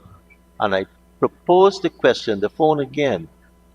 And I propose the question that the sum stated herein, capital expenditure, stands part of the estimates. Honorable Member Jai Prashad. No question for. Honorable members, I put the question that the sum stated for program 762 capital expenditure stands part of the estimates. Those in favor say aye. Those against say no. Ayes have it. Sum stated now stands part of the estimates. Honorable members, I now propose the question that the sum stated for program 763 capital stands part of the estimates. MP Jai Prashad. Thank you very much, Chair. 11000700 bridges. Can the Honorable Minister indicate where these bridges will be constructed, or if this is maintenance work for the region? Thank you very much, Mr. Chair. This is not maintenance, doesn't fall under the current and maintenance.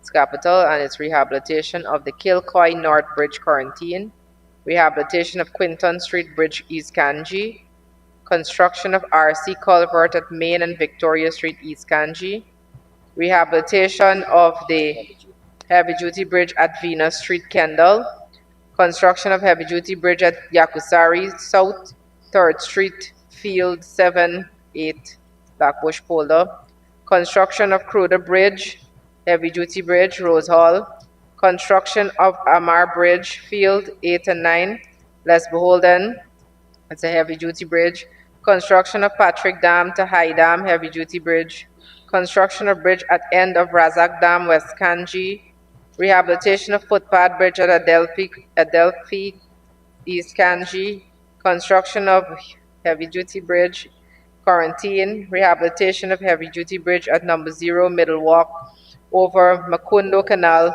Quarantine. That's it for the bridges. Thank you, Minister. MP. Thank you very much, Comrade Chair. 140110 roads. We are aware that Region 6 is one of the regions with the most roads under construction. Can the Honorable Minister indicate how many more will be completed within the calendar year? Yes. Well, with this budget, we have through the region, because you have public works as well, right? So you have rehabilitation of Joanna Forest Street, Field 13, Blackbush Polder, rehabilitation of 3rd Cross Street, Chesney New Scheme, construction of concrete roadway at Siparuta leading from Health Center to Jetty, construction of 3rd Street behind OBL Port Murad, rehabilitation of Oakline 3rd Street, Quarantine sectional rehabilitation of Lord Street, Fort Ordnance, construction of Forest Street, High Dam, West Kanji, construction of number 61 Middle Walk, EPR, Quarantine, construction of Cromarty Farm, Sideline, Quarantine, construction of Brighton, Sideline, Quarantine, construction of Sakuran Street, construction of 61, 62 Sideline, rehabilitation of Glasgow 2nd Street, New Amsterdam, construction of number 50 Middle Walk, Quarantine, construction of Letterkenny Sideline, Quarantine, construction of Dry Pad, Ulverston, rehabilitation of Glasgow Forest Cross from the 2nd Bridge, right of main access, construction of 2nd Street, High Dam, West Kanji, rehabilitation of Glasgow 4th Access Street on Forest Cross, New Amsterdam. Thank you very much. Honorable MP. Minister. No further question. Honorable members, I now put a question that the sum stated for program 763 capital expenditure stands part of the estimates. Those in favor say aye. Those against say no. Ayes have it. Sum stated now stands part of the estimates. Honorable members, let us go to program 764 capital expenditure, and I propose the question that the sum stated herein stands part of the estimates. Honorable member, Mr. Jai Prashad. Thank you very much, Chair. 240-2000, land and water transport. Can the Honorable Minister indicate how many 30-seater buses we will be having for Region 6 for this year? Thank you very much, Mr. Chair. We'll have 3 30-seater buses for Yakusari, Oriala, and Crabwood Creek. Thank you. Thank you, Minister. Honorable member, Mr. Jai Prashad. Is there any provision for Kanji, Honorable Minister. Kanji already has a boss. Okay. Thank you very much. No further question for education. Thank you very much, Honorable MP. Honorable members, I now put a question that the sum stated for program 764, capital expenditure, stands part of the estimates. Those in favor say aye. Those against say no. Ayes have it. Sum stated now stands part of the estimates. Honorable members, program 765, I propose the question that the sum stated herein now stands part of the estimates. Honorable member, Thank you very much. Jai Kushal. Thank you very much, Comrade Chair. 1204,000 buildings, health. Can the Honorable Minister indicate 216 million provision for health facilities and living quarters? Where will this be done? So this will Honorable be for the Minister. construction of living quarters complex at Springlands, Curveton. And you have construction of 2 new bus sheds at New Amsterdam Hospital and rehabilitation of Mybe Curie Hospital at Blackbush Boulder. Thank you very much. Follow-up question on that. What is the accommodation for the living quarters at Springlands? It will be 16 two-bedroom apartments, fully furnished. 16? 16 16. two-bedroom. Thank you very much. Thank you. Honorable members, I now put a question that the sum stated for program 765, capital expenditure, stands part of the estimates. Those in favor say aye. Those against say no. Ayes have it. Sum stated now stands part of the estimates. Thank you, Honorable MP, for taking us through that questioning, and Honorable Minister and staff for assisting with providing the explanations. Thank you very much, REO Narendra.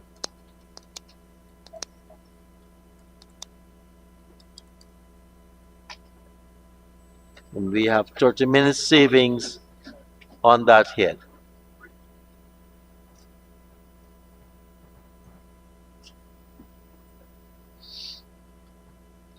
Honorable members, let us invite those from region number 7 to join their minister and other staff members of the ministry to take us through agency number 77.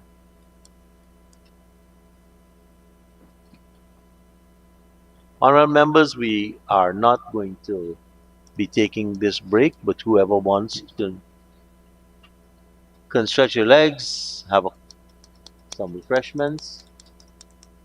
Before we take Region 7, let the assembly resume.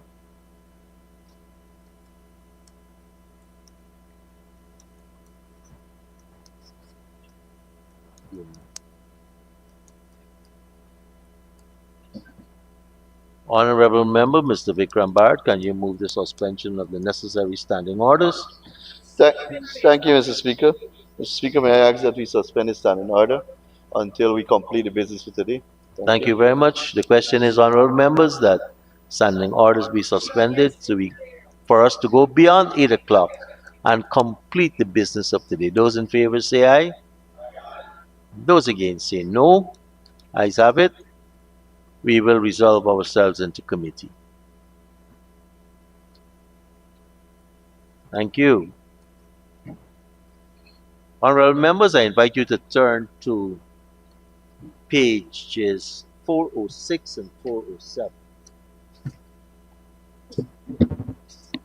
And I propose the question that the sum stated for program 771 on the agency 77, current expenditure, stands part of the estimates. The honorable member, Ms.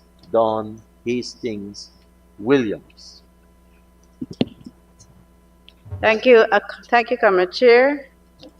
Good evening, everyone, and welcome to my home, my region workers, the hard workers.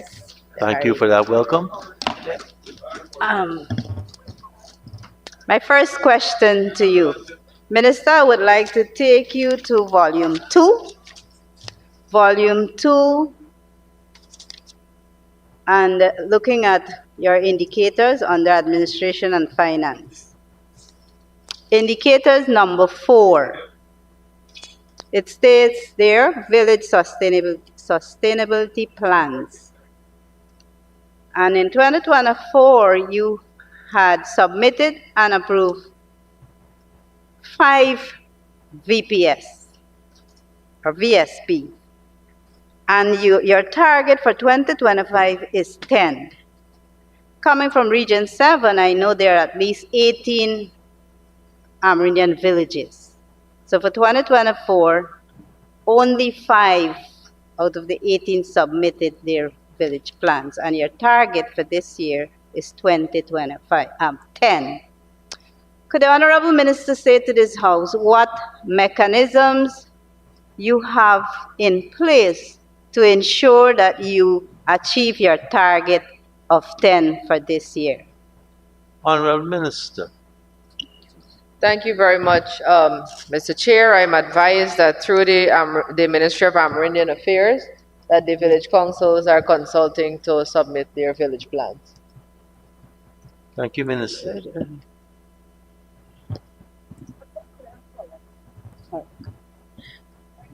Mr. Chair, could I have a follow-up on that, please? Yes, you can, Honorable Member of Finance. Thank you, Mr. Chair.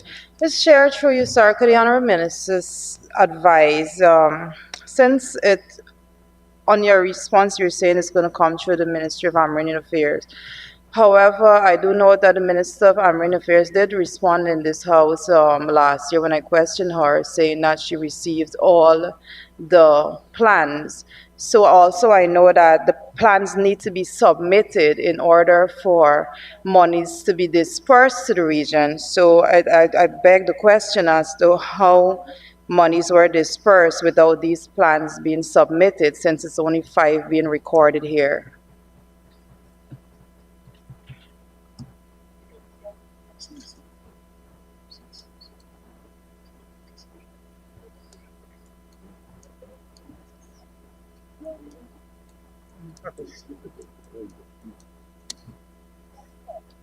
Sorry. So, Go yes, ahead, yes, Minister. Mr. Chair, the region does not disburse money to the villages.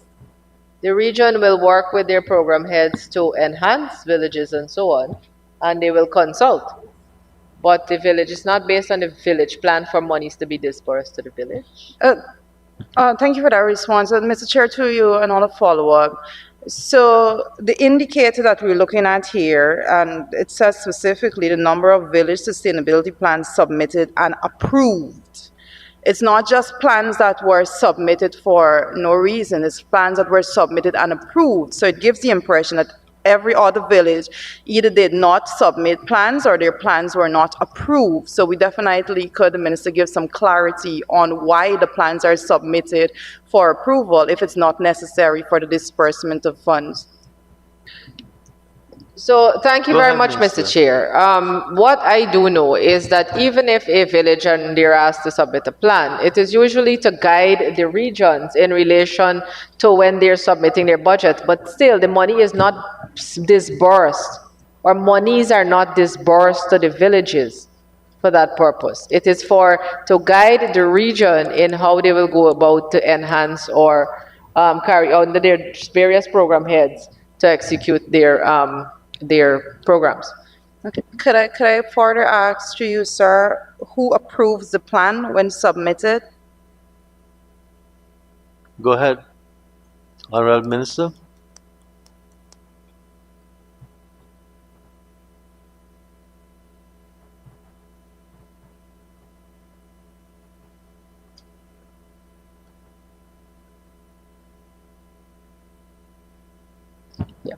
So I'm advised that the RDC will put approval on the plan, meaning that, okay, well, if you send this plan and you say these are the things that you are looking at, that they will be guided by it. Okay, so the RDC has received plans, placed approved on it, and the RDC goes out and monitor to see if the plans are being worked with accordingly in the villages? Minister? So there are projects that are being incorporated into the budget, such as if they suggested. It's just like sometimes when the NDC submits certain things, their finances can't be able to cover, but the central ministry will guide and assist in terms of certain things, or a different sector ministry depending on what the project is. And so that is how the region is an advisor. That is how it is. They try to incorporate it under their program heads. Not all of it, but they can be able to do that, to assist. But you know too that the LCDS funds that they're getting, that the village will decide how they want to utilize that toward development and sustainability projects within their own, without the interference of government in their own villages. So all this is doing is just an approval to see where we can incorporate to assist under the various programs. Thank you. And through you, sir, could the Honorable Minister say which villages consist those 5? Honorable Minister?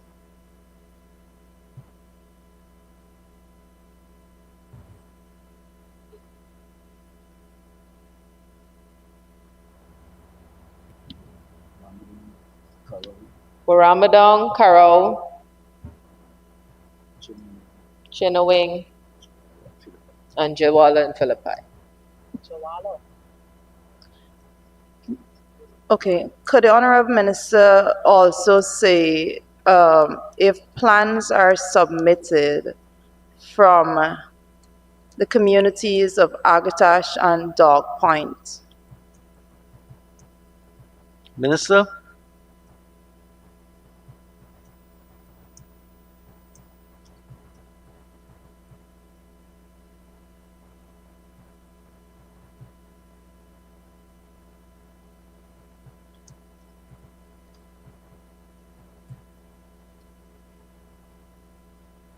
I understand that Dog Point as well as Agatash had requested certain things in which the region had placed in their budget to be done. So no other disbursement was made from the, through you, sir, my apologies. Go ahead, Honorable MP. So no other disbursement was made to Dog Point or Agatash with regards to a sustainability plan in the year 2024? But, Mr. Chair, I don't think they have a clear understanding of this. The region does not disburse money for a specific program that is called that. The region, through its programs and through its consultations with the village, if approved or if guided by what they want, can incorporate that into their own budget in which the region will execute. And so if it's any sustainable program, it will be in consultation, I am assuming, with the Ministry of Amerindian Affairs. Okay. Thank you, Minister. Honorable Member, Ms. Finance. Thank you, sir. My final question on this item, and I just want to, if an example could be given of any one of the 5 villages that submitted plans, what was one of those plans that is submitted, and if it was actually executed, or is this just a process that villages are going through and no works are being done at the end? Honorable Minister.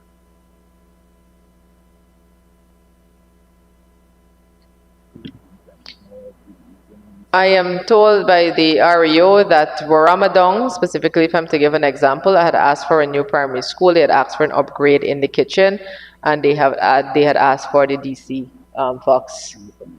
Yeah. And those monies... Karao had also asked for a new secondary. Thank you. And through you, sir, those monies were actually dispersed through the Ministry of Amerindian Affairs, was it not, or through the region? There was no money disbursed.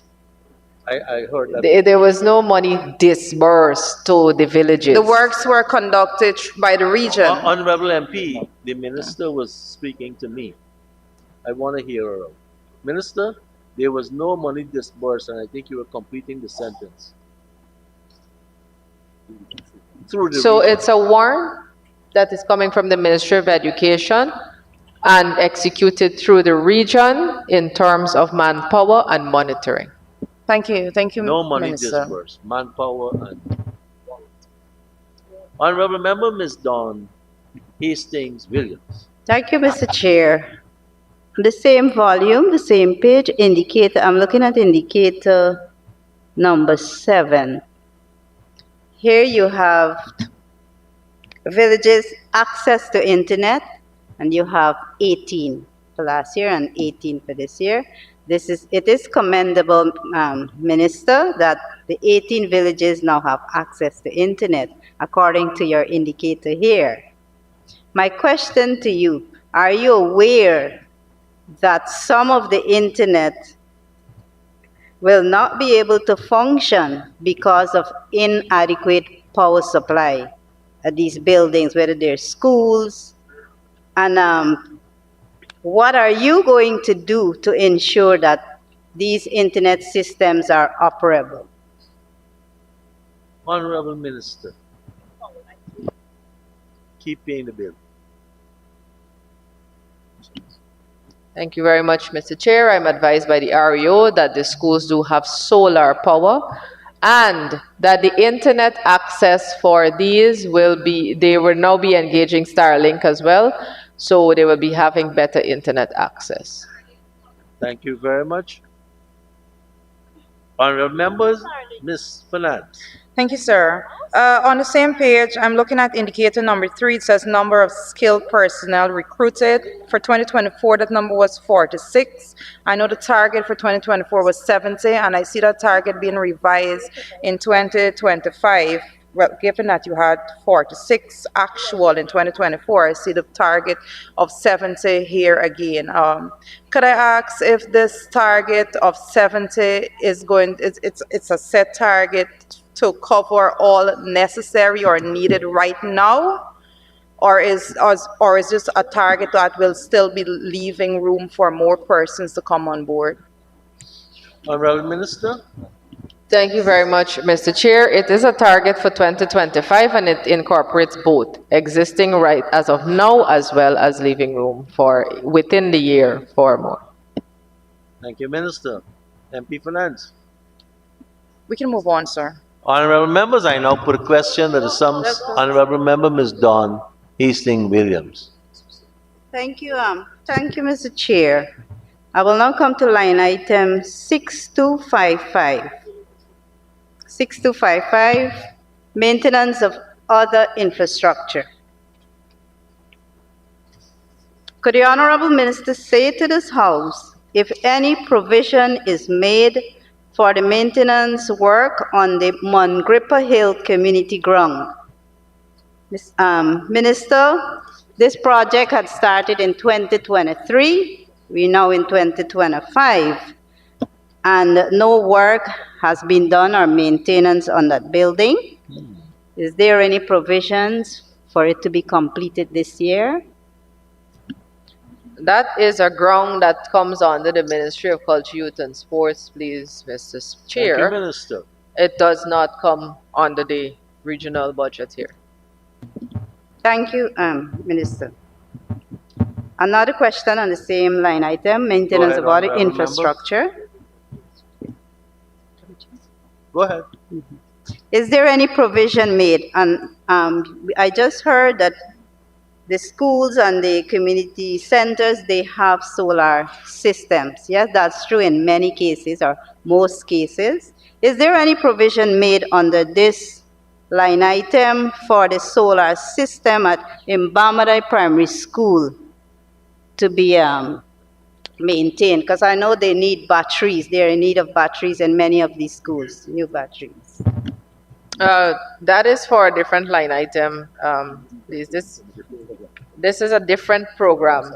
That is a different program, and it will be for the admin program. Thank you, Minister.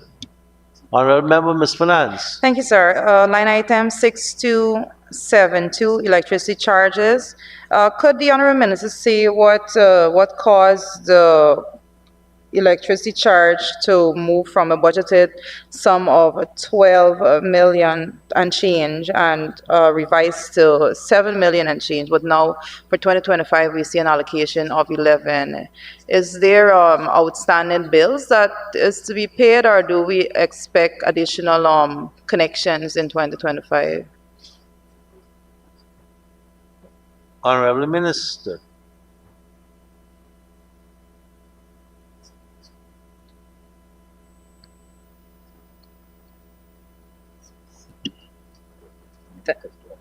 Thank you very much. So there were several meters that were assessed by GPL, the power company, and that they decided that this was what was the rates and charges for these particular and specific meters. Honorable Member, Ms. Finance. So, thank you, sir. So could the minister just clarify if the assessment was for 7.060, what would warrant it being budgeted for 11? Honorable Minister.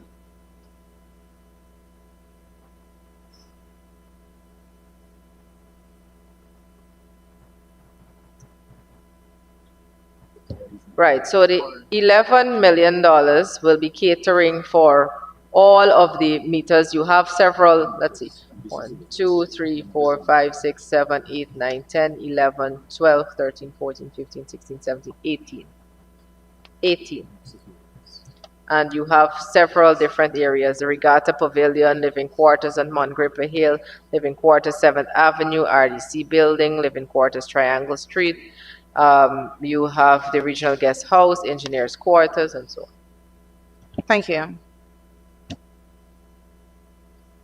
Honorable members, I now put the question that the sum stated for Program 771, current expenditure, stands part of the estimates. Those in favor say aye. Those against say no.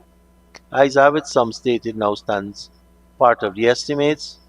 Members, please turn to pages 408 and 409.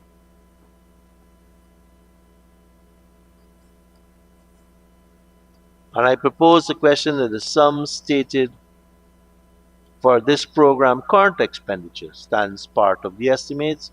Honorable Member, Ms. Dawn Hastings Williams. Honorable Member, Ms. Jurita Fernandez. Thank you, sir. Could the Honorable Minister just kindly say to us, 6255, maintenance of water infrastructure, what the 60 million is actually being budgeted for? Honorable Minister. Maintenance of sea, sorry. No, let me retract that, sir. The 6254, the maintenance of sea and river defense, the 16 million there being budgeted. Thank you very much, Mr. Chair. It is the maintenance of river defense at Baidarabo Front Road. You have maintenance of river defense at Agatash, maintenance of river defense at First Avenue from 6th Street to 9th Street. Thank you, At Minister. Baidarabo also, you said?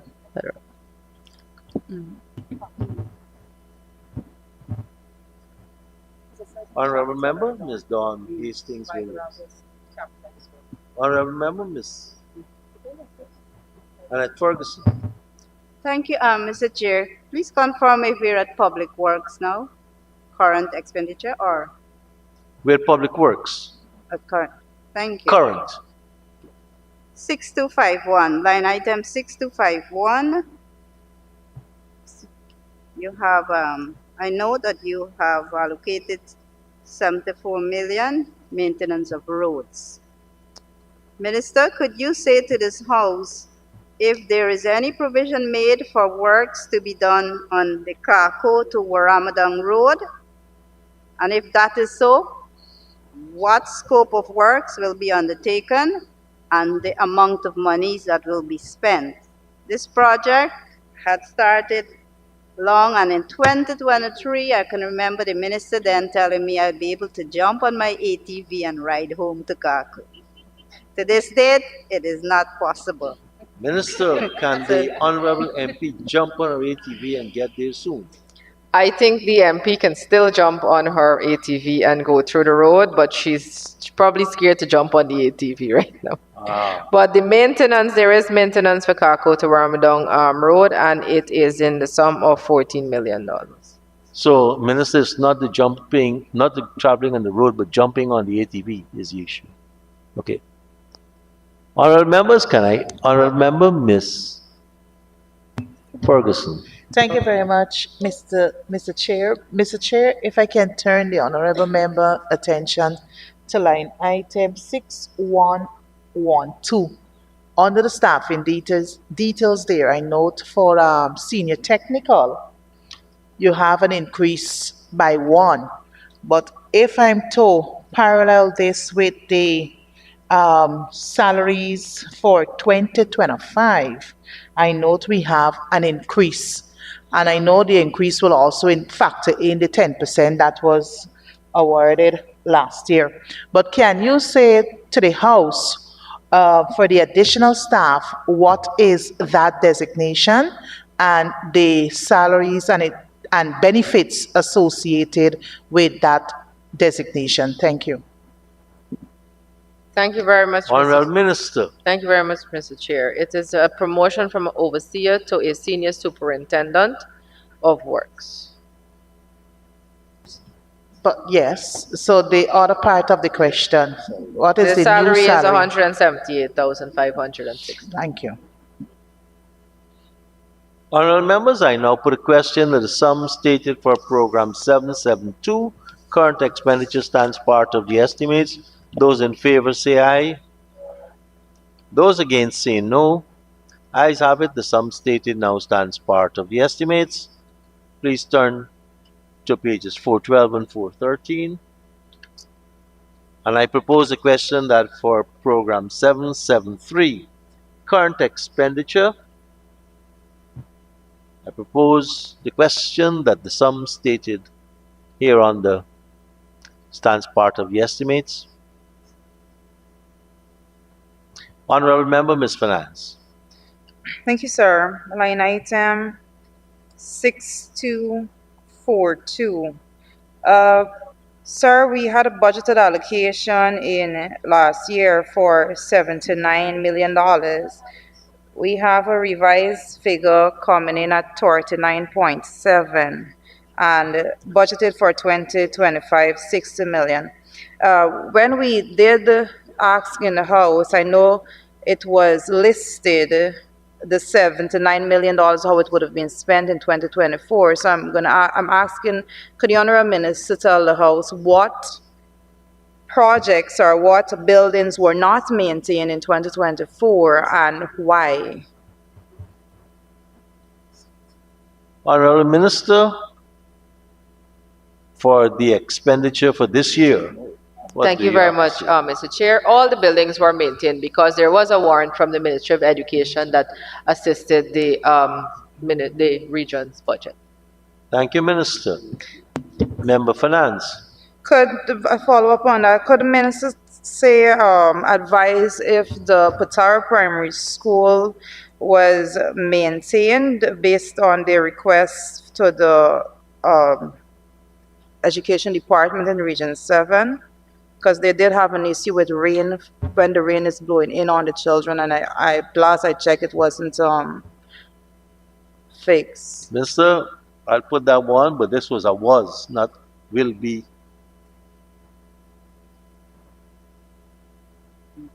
So it was maintained in 2024, repairs, and as well as a new extension is being constructed. On the 2025 allocation. Yes. Thank you.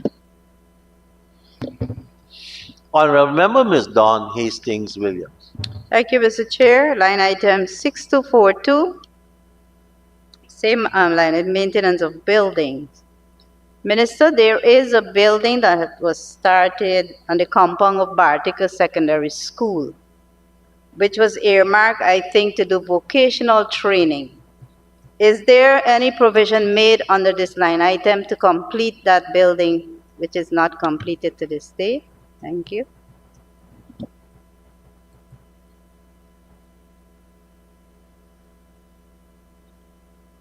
Honorable Yeah, Minister. thank you very much, Mr. Chair. So that is it the TVET building that you're speaking of? Yeah. So that is a project that is undertaken by the Ministry of Education, and they will see to completion in terms of furnishing, etc. Honorable Member. Thank- Ms. Finance. Thank you, sir. Could I turn the minister's attention to volume 2 of the estimate, page 380? Sir, looking at the indicator number 15, share of textbooks per student by grade for primary. It says here that basically 100% in 2024 and 100% in 2025, grades 1 to 4 and grades 5 to 6. I'm asking the Honorable Minister because I do know that we had a distribution of a leaflet from the Ministry of Education stating the textbooks that's there. Does this 100% indicate that all of these textbooks are actually given to each child? Is that what it's intended to indicate? Minister.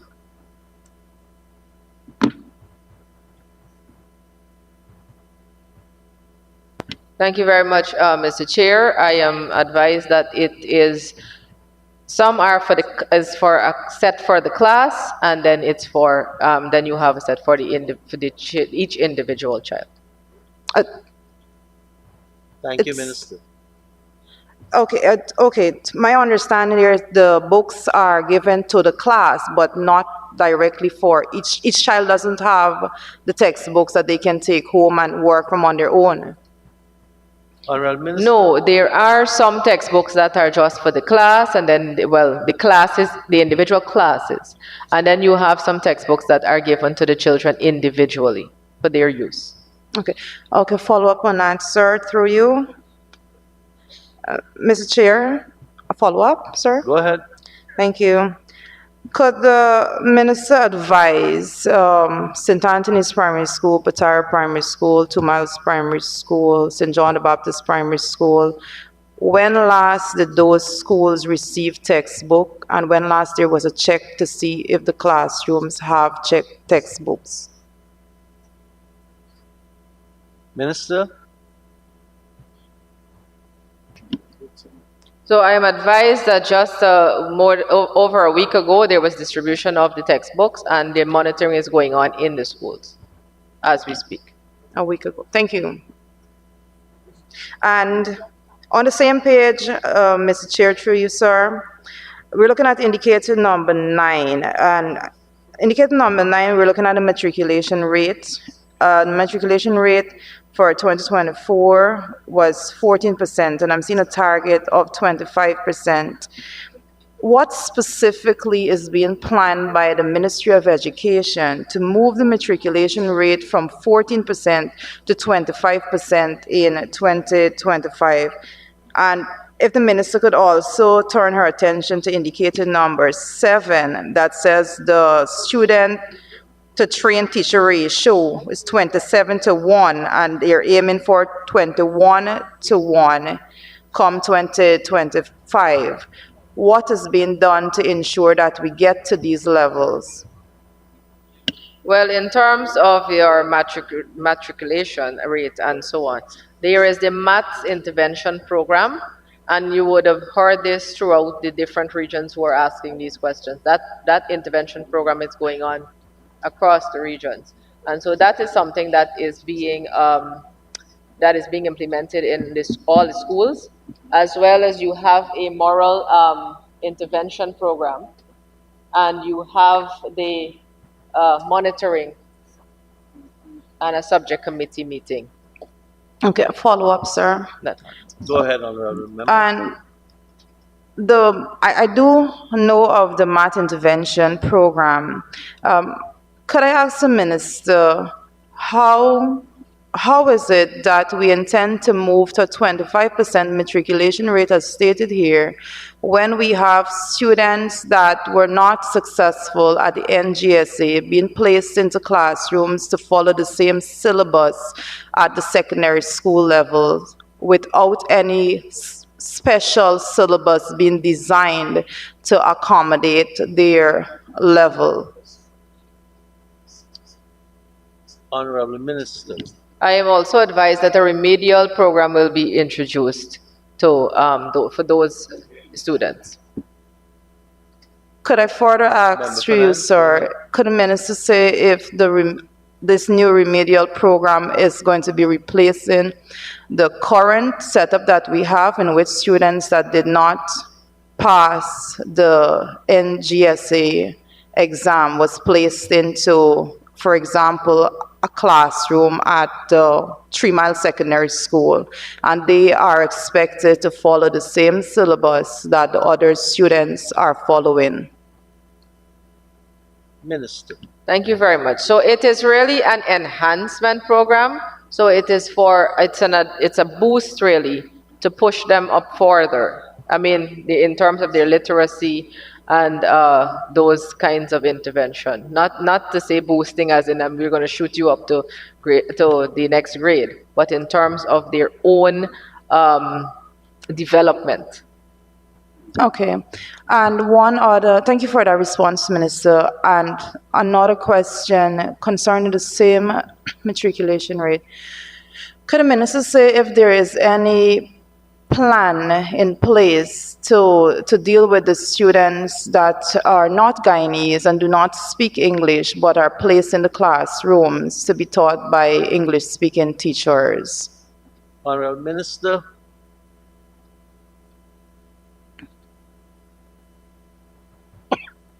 The region is currently seeking the recruitment of Spanish teachers. And in the interim, through you, sir, in the interim, how do we deal with that? And please appreciate, Minister, that we're looking at a classroom, particularly if I can give the Bartica Secondary School as an example. The Bartica Secondary School, a lot of times when you get to the grade 10 level, you would see a handful of students actually showing up for class, about 10 or so. And then teachers are having the additional responsibility of teaching students that they speak different languages. So that is a challenge that I don't believe just waiting on a Spanish teacher can fix. I believe we need a system in place right now to deal with that. Thank you, Mr. Chair. I am advised that there are Spanish teachers. They're looking for additional Spanish teachers, but they do have Spanish teachers who are available and who are contracted employees in the meanwhile that they can transition. Thank you, sir. And through you, I appreciate that answer from the minister. But I believe the Spanish teachers at the school is only teaching Spanish as a subject as opposed to being in charge of teaching the students that speak Spanish. Honorable Minister. Mr. Chair, there are Spanish teachers, but they are also capable and have been doing so in assisting the schools with the interpretation. Thank and you, the Minister. students, as a matter of fact. Thank you, sir. Sir, I'll move on. Looking at indicator number 22, percentage of schools with electricity access, primary, indicator number 22. It is indicated here that 2024 we had 88%, and we are projecting for 2025 85%. So should I ask the minister which school will be left without electricity that was with electricity in 2024? Honorable Minister. Thank you very much, Mr. Speaker. That is just an indicator, but we want to be able to push that to 100% in 2025. Thank you, Minister. I can't sit here and tell the honorable member that we're going to be leaving schools without electricity, because that is not the aim, and we're working towards ensuring that the schools get. Thank you, Minister. And through you, sir, I just want to be clear that the indicator for 2024 said you achieved 88%. So I was clarifying, because the indicator for 2025 is saying 85%. It is basically projecting less. Or is that, I think probably that's a typo. I'm not sure. Perhaps that is a typo, but not so. We want to be able, if we are already at 88, we're not going back, we're going forward. I'll take that as a typo, sir. Member for Finance, Member Don Hastings Williams. Thank you, Mr. Chair. I would like to redirect my question that I asked earlier on the solar system on the line item 6255, maintenance of other infrastructure. I think you have some monies allocated, 80 something million. I would like to ask the minister if under this line item, she's gonna undertake to maintain the solar systems at the schools, and if so, which schools will benefit from this allocation? Honorable Minister. Thank you very much, Mr. Chair. This maintenance is actually for the sanitary block, the water system, and so on at various schools. So the solar system and so on, we can, I believe the Ministry of Education, Central Ministry will look at it. Honorable Member? Honorable Members, I now put a question that is sum stated for Program 7. No, Mr. Honorable Chair. Member, Ms. Ferguson. Thank you very much, Mr. Chair. Mr. Chair, to the honorable member, sorry. I note on this staffing details 6116, we have like 8 increase in staff under contracted employees. Can the honorable member say or provide a house with the highest position and that of the salary, and also the least position and the salary? And what she can also provide with the 8 addition to this particular line item, the positions. Thank you. Honorable Member, again, I just checking on the books, on the print. We are at 6116, right? Yes, sir. And I see you keep repeating 8. So No, 6116, sir. For last year, they had 11 staff in under the staffing details. So for 2025, they have now moved to 19, which will be a 8 staff increase. Mr. Chair, there is no such thing on the 116. I think she's on the health section, not the education section. Am I right or wrong? You're absolutely correct. It's that time of the night, sir. You know, MP, where you're concerned, I don't want to absolutely be correct. I prefer to be corrected. Honorable members, I now put a question that the sum stated for Program 773 current. The sum stated herein stands part of the estimates. Those in favor say aye. Those against say no. The ayes have it. The sum stated stands part of the estimates. Please turn to Program 774 on pages 412 and 413. And I propose the question that the sum stated herein stands part of the estimates. The Honorable Member, Ms. Ferguson. Miss, you want to take me after Dawn since, you No, know? Oh, okay, good, good. Thank you very much, you sir. get priority. Thank you very much, sir. Well, the questions still remain. Can the honorable member provide the positions to the new, the additional 8 staff to this line item 6116? And also if you can provide the highest least position along with the salary scale and the least along with the salary scale. Thank you. Honorable Minister. Thank you very much, Mr. Chair. So we have 1 entomology technician, 4 medexes, 2 pharmacy assistants, and 1 x-ray technician. The medex is the highest paid, which is 213, and the least paid is the entomology technician at 103. Thank you, Minister. Honorable Member, Ms. Dawn Hastings Williams. Thank you, Mr. Chair. Under the same line item staffing details, 6112 and 6116. Could the Honorable Minister say to this House, how many specialist doctors do you have at the Bartica Hospital, and in what area are they specialized? Honorable Minister. We have 6 specialist doctors at the Bartica Hospital: general surgeon, pediatrician, orthopedic surgeon, obstetrician and gynecology, 2, and internal medicine and heart specialist. Thank you, Minister. Honorable Member, Ms. Finance. And thank you, Mr. Chair. Mr. Chair, I'll just turn in the Minister's attention to Volume 2, 382, page 382. We see the number 5 indicated there's number of trained healthcare workers recruited.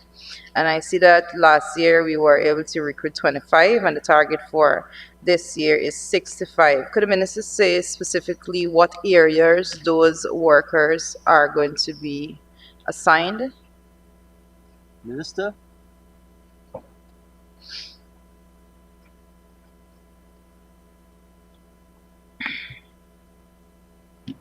So thank you very much, Mr. Chair. It's going to be at the hospitals as well as the health centers. Could I take that to mean that we are looking at that there are current health centers that are in need of trained healthcare workers right now? None of them have their full complement? They have complement, but we want to be able to give them more capacity. Okay. And one more on the volume 2, Go ahead, sir. Honorable Member. One more, and I just want to say, when it comes to indicator number 7, I want to commend the team at the Ministry of Health there in the region for having this 0% for children under 5 with malnutrition. I think this is commendable for the region, given a national rate. So, congratulations on that. Honorable Minister. Honorable Member, Ms. Ferguson. Thank you very much, Mr. Chair. Mr. Chair, as I turn the honorable member attention to line item 6272, electricity charges, I observe, Mr. Chair, that for the regions that we considered earlier, there has been an increase, a high increase in electricity charges. So for this particular region, I recognize we have moved from 10 million to 19 million for 2025, which is like 9 million increase for 2025. So can the Honorable Minister explain the reason for the increase and which facilities in the region will be benefiting from this allocation? Thank you. Thank you very much, Mr. Chair. So the electricity is for the new digital X-ray machine and medical equipment at the Bartica Hospital. You have the doctor's office, as well as the living quarters, the MCH building, the duplex building for doctors, and new drugs bond, mortuary, and bottom flat living quarters. Thank you very much, Honorable Member. Honorable Chair. Go ahead, And I can Honorable Member. proceed. Thank you. Can I turn the honorable member attention to line item 6302, training, including scholarships? I note we have an increase for $3.4 million. So can you say, Honorable Minister, who will be benefiting from this provision, and what are the likely training or areas of training they're likely to be exposed to? Thank you. Thank you very much. So, Mr. Chair, so the training will be for CHWs in microscopy to enhance the quality of the malaria diagnosis being offered at each health facility, as well as continuing refresher training in keeping with the requirements of Logistics Management Information System and training to enhance the testing scope of hinterland health facilities for more accurate results. Follow up, Mr. Chair, ahead, to the honorable honorable member. member. So can you give us a target number? Because I guess the figure is derived from the number of persons you intend to target for the training sessions. Thank you very much, Mr. Chair. To be about 48 persons for all three trainings. Thank you very much, Madam Minister. No further question for now. Honorable members, I now put a question. Sir, just Honorable one. member, Ms. Thank you, sir. Fernandez. Thank you, sir. Sir, line item 6231, fuel and lubricant, the allocation of 44,500 there. Could honorable minister say whether or not that includes fuel and lubricants for the river ambulance? Honorable Minister. Yes, please, Mr. Chair, it does. Mr. Chair, could I have a follow-up and also ask for the 2024? You know what, sir? I'm going to put it over to the I'm going to put a question over to the capital expenditure, so I'll hold that for now.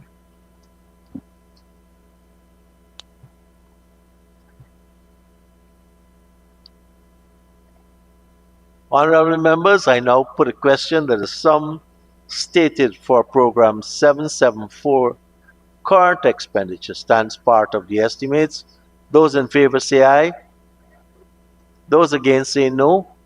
Ayes have it. Sum stated now stands part of the estimates. Honorable members, we now turn to program 775 current expenditure, and I propose the question that the sum stated herein stands part of the estimates.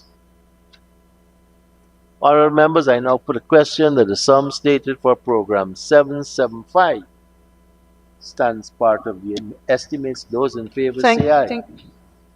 Honorable member, Ms. Fernandez. Thank you, sir. Sir, looking at indicators, I see indicator number 2, number of farmers trained. For the target for 2025 is 1,913. Could the minister advise what locations these farmers are being identified in? Honorable Minister.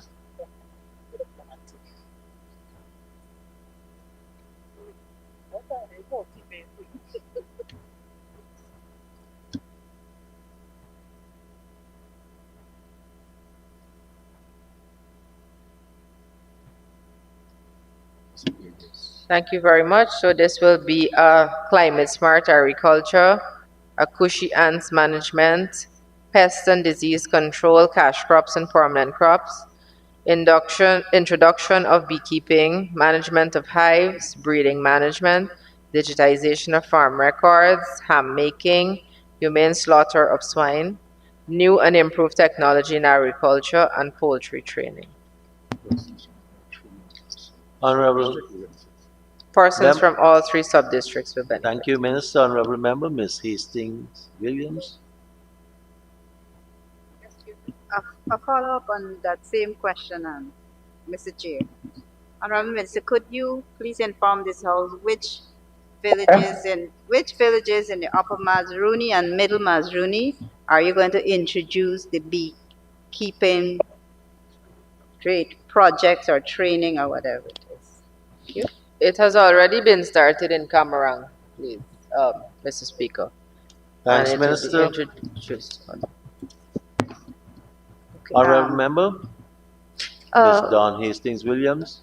Thank you, Mr. Chair. Honorable Minister, you're saying it's already started in Camarang. Which other communities you intend to expand that program for this year?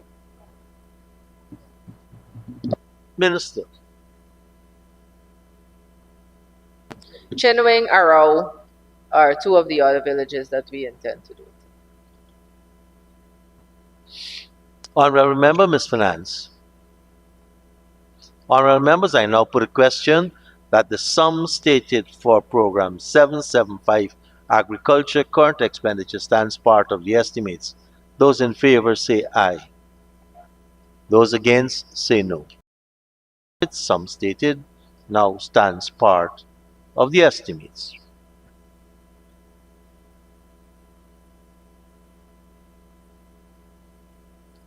Honorable members, let's turn to page 539. No, not at all.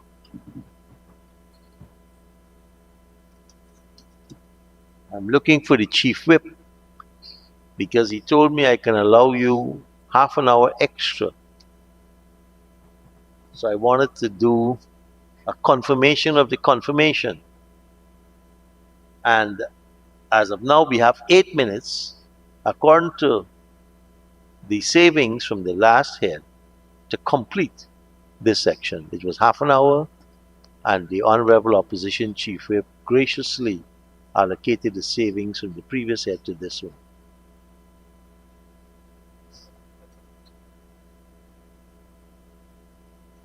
Honorable members, I propose a question that the sum stated for program 771 capital stands part of the estimates. The Honorable member, Ms. Fernandez.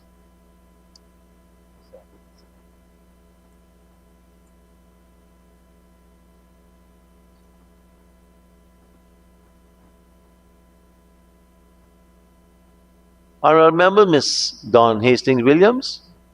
Honorable member, Ms. Ferguson.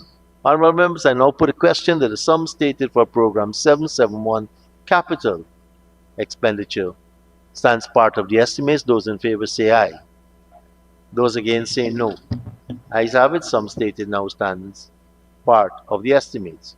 Honorable members, I now put a question, propose a question that the sum stated for program 772 capital expenditure stands part of the estimates. The Honorable Member, Dawn Hastings Williams.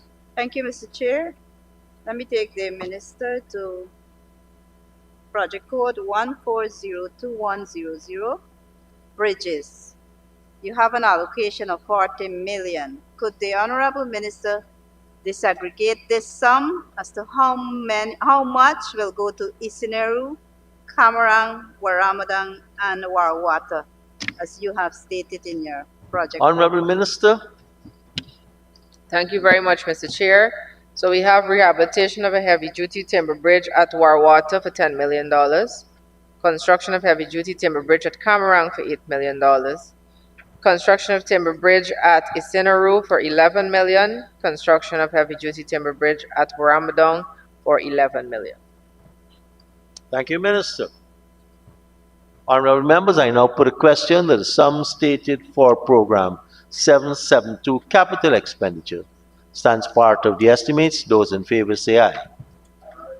Those against say no. Ayes have it, sum stated now stands part of the estimates.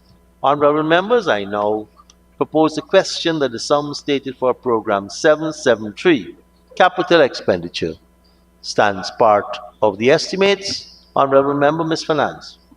Thank you, Mr. Chair. Could the Honorable Minister say, we're looking at project code 250440, furniture and equipment.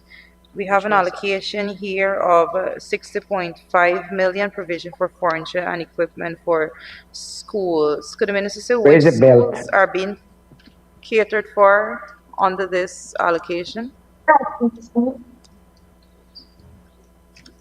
Minister. 1 second, please, Mr. Speaker.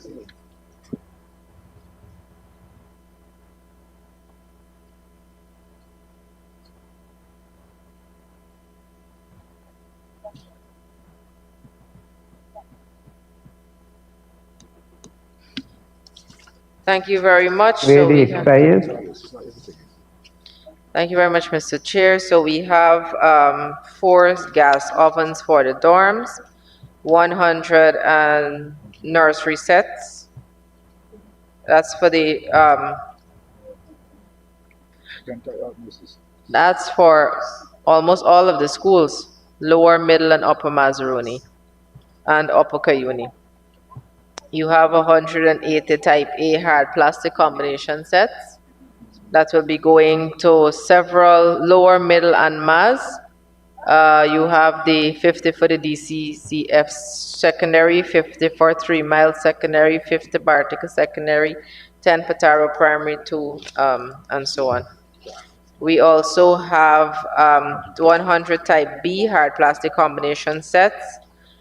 This is for Agatash, 2 Miles, Carao, Batavia, Kurutuku, and Itrimbang. We have 5 computer laptops, 10 dining hall benches for Bartica dorms, 10 dining hall benches for DC Fox secondary, 50 tablets for Bartica secondary, 10 carbon dioxide fire extinguishers for 3 schools, 36 dry chemical fire extinguishers, 3 automatic sprinkler system, 3 fire alarm system, 5 air conditioning units, and 6 teachers' tables. It continues, 80 teachers' chairs, 2 javelin, 5 Casio keyboards, 100 recorders, 10 whiteboards, 50 wooden cupboards, 30 chalkboards, 1 combination outboard playset, 15 boardroom table, 20 boardroom chairs, 20 drawing tables, 28 partition screen, 10 display screens, 30 book packs, 15 stacking racks, turtle double bunks, 2 kayak, 10 solar charge controller, 3 projectors, 2 freezers, 1 executive desk and chair, 1 semi-executive desk and chairs, and 4 filing cabinets.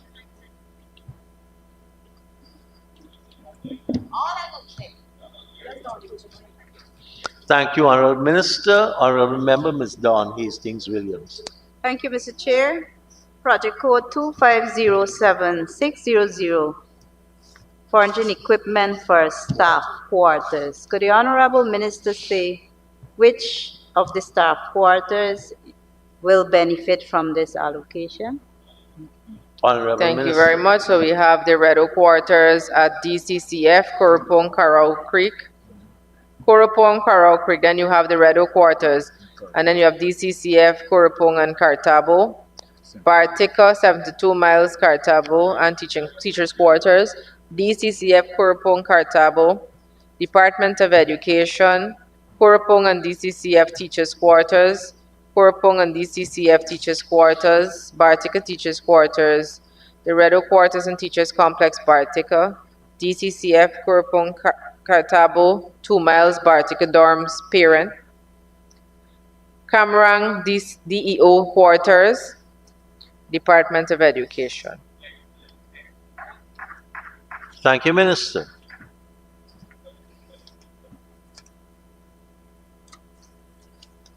Honorable members, I now put a question that the sum stated for Program 773, Capital Expenditure, stands part of the estimates. Those in favor say aye. Those against say no. Ayes have it, sum stated now stands part of the estimates. Honorable members, I now propose the question that the sum stated for Program 774, Capital Expenditure, stands part of the estimates. The Honorable Member, Ms. Dawn Hastings Williams. Thank you, Mr. Chair. Minister, let me take you to project code 2601800, furniture and equipment. Can the Honorable Minister say if there is any provision for the purchase of a new X-ray machine at the Bartica Hospital that has not been working for the longest while? Honorable Minister.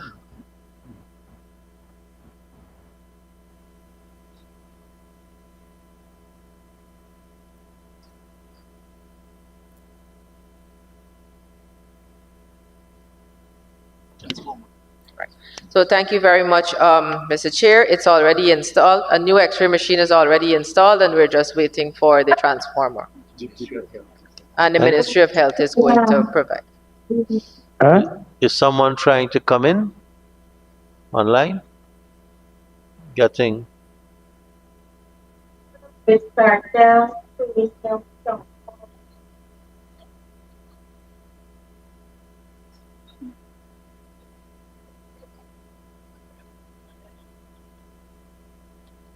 Okay, someone probably just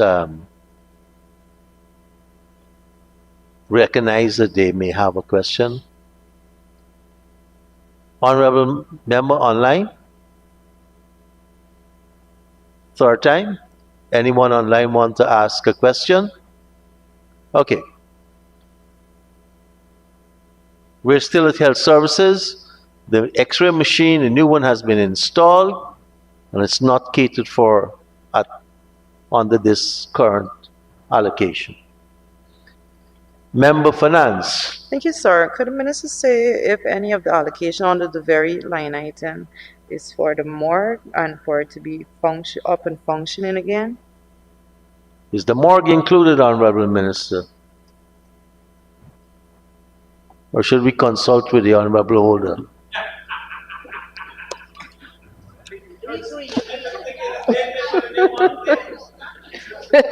Mr.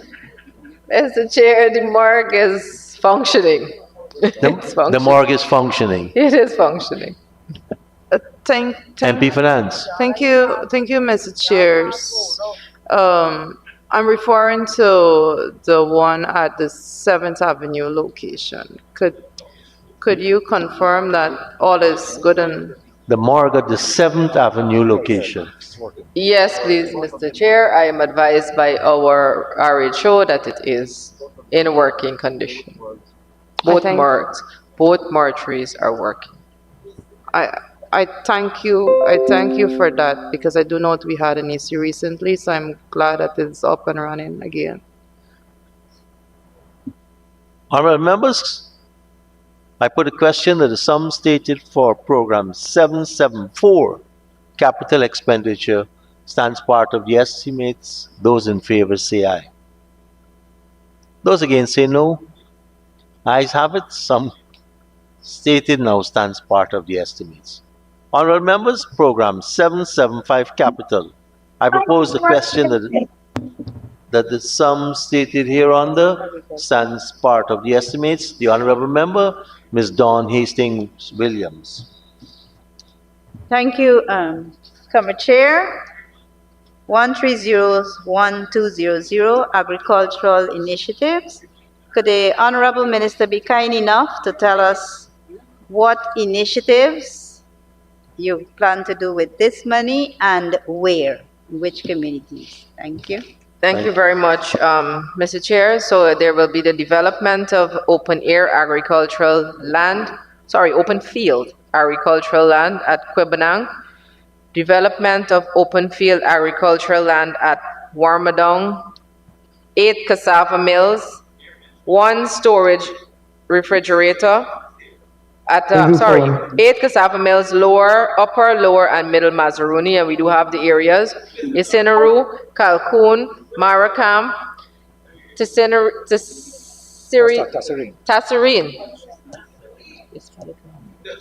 Turungbang Settlement, Kaikan, Chenowing, and Jawala.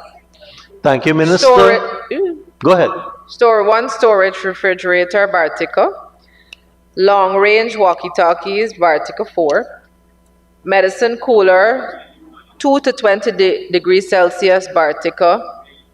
Long flight drone with auto return, Bartica. Thank you, Minister. Honorable members, let's hold a minute. The Honorable Member, Mr. Rajkumar, is the one trying to get in. Oh, we also have the construction of a 20 by 30 lane. Oh, hold a bit, Minister. I've now asked Mr. Rajkumar to try and come in. Mr. Rajkumar, Honorable Member.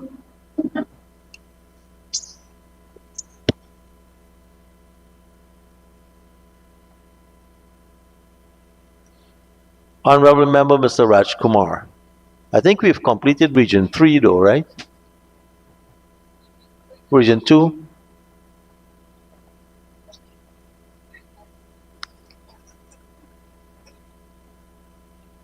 Honorable Member, Ms. Finance.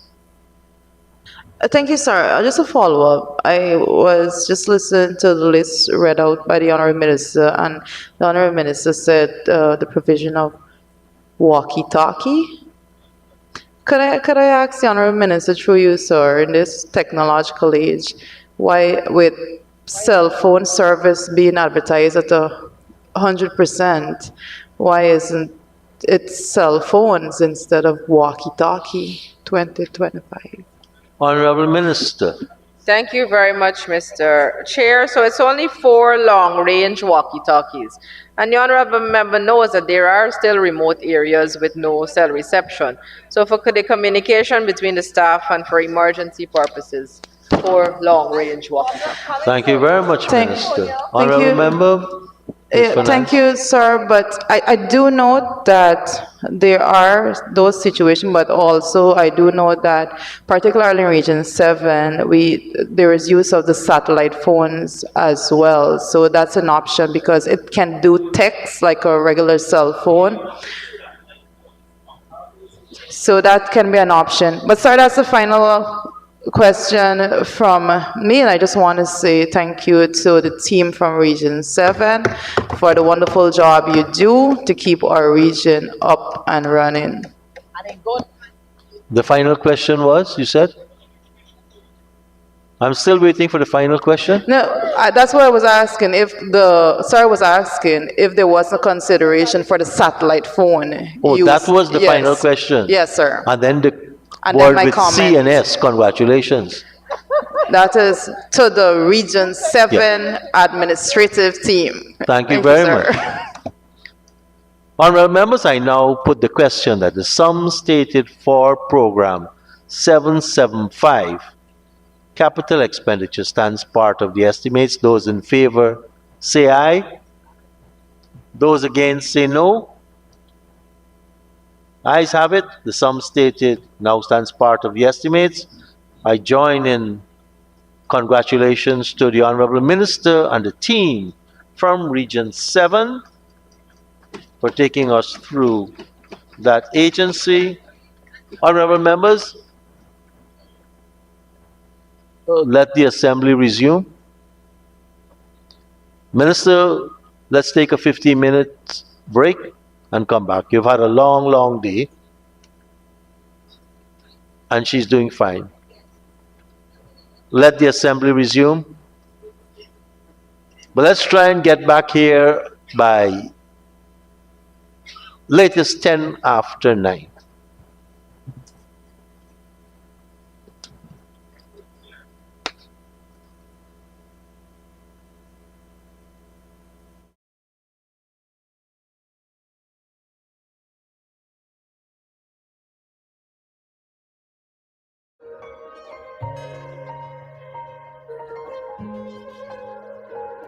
We are a peaceful people.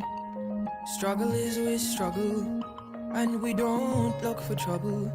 Just ask around. But when outside faces from foreign places talk about taking over, we ain't backing down. We ain't giving up no mountains. We ain't giving up no tree. We ain't giving up no river that belongs to we. Not one blue sake, not one rice grain, not one karage, not a blade of grass. This land is all I know. We gonna make it somehow. We will bend.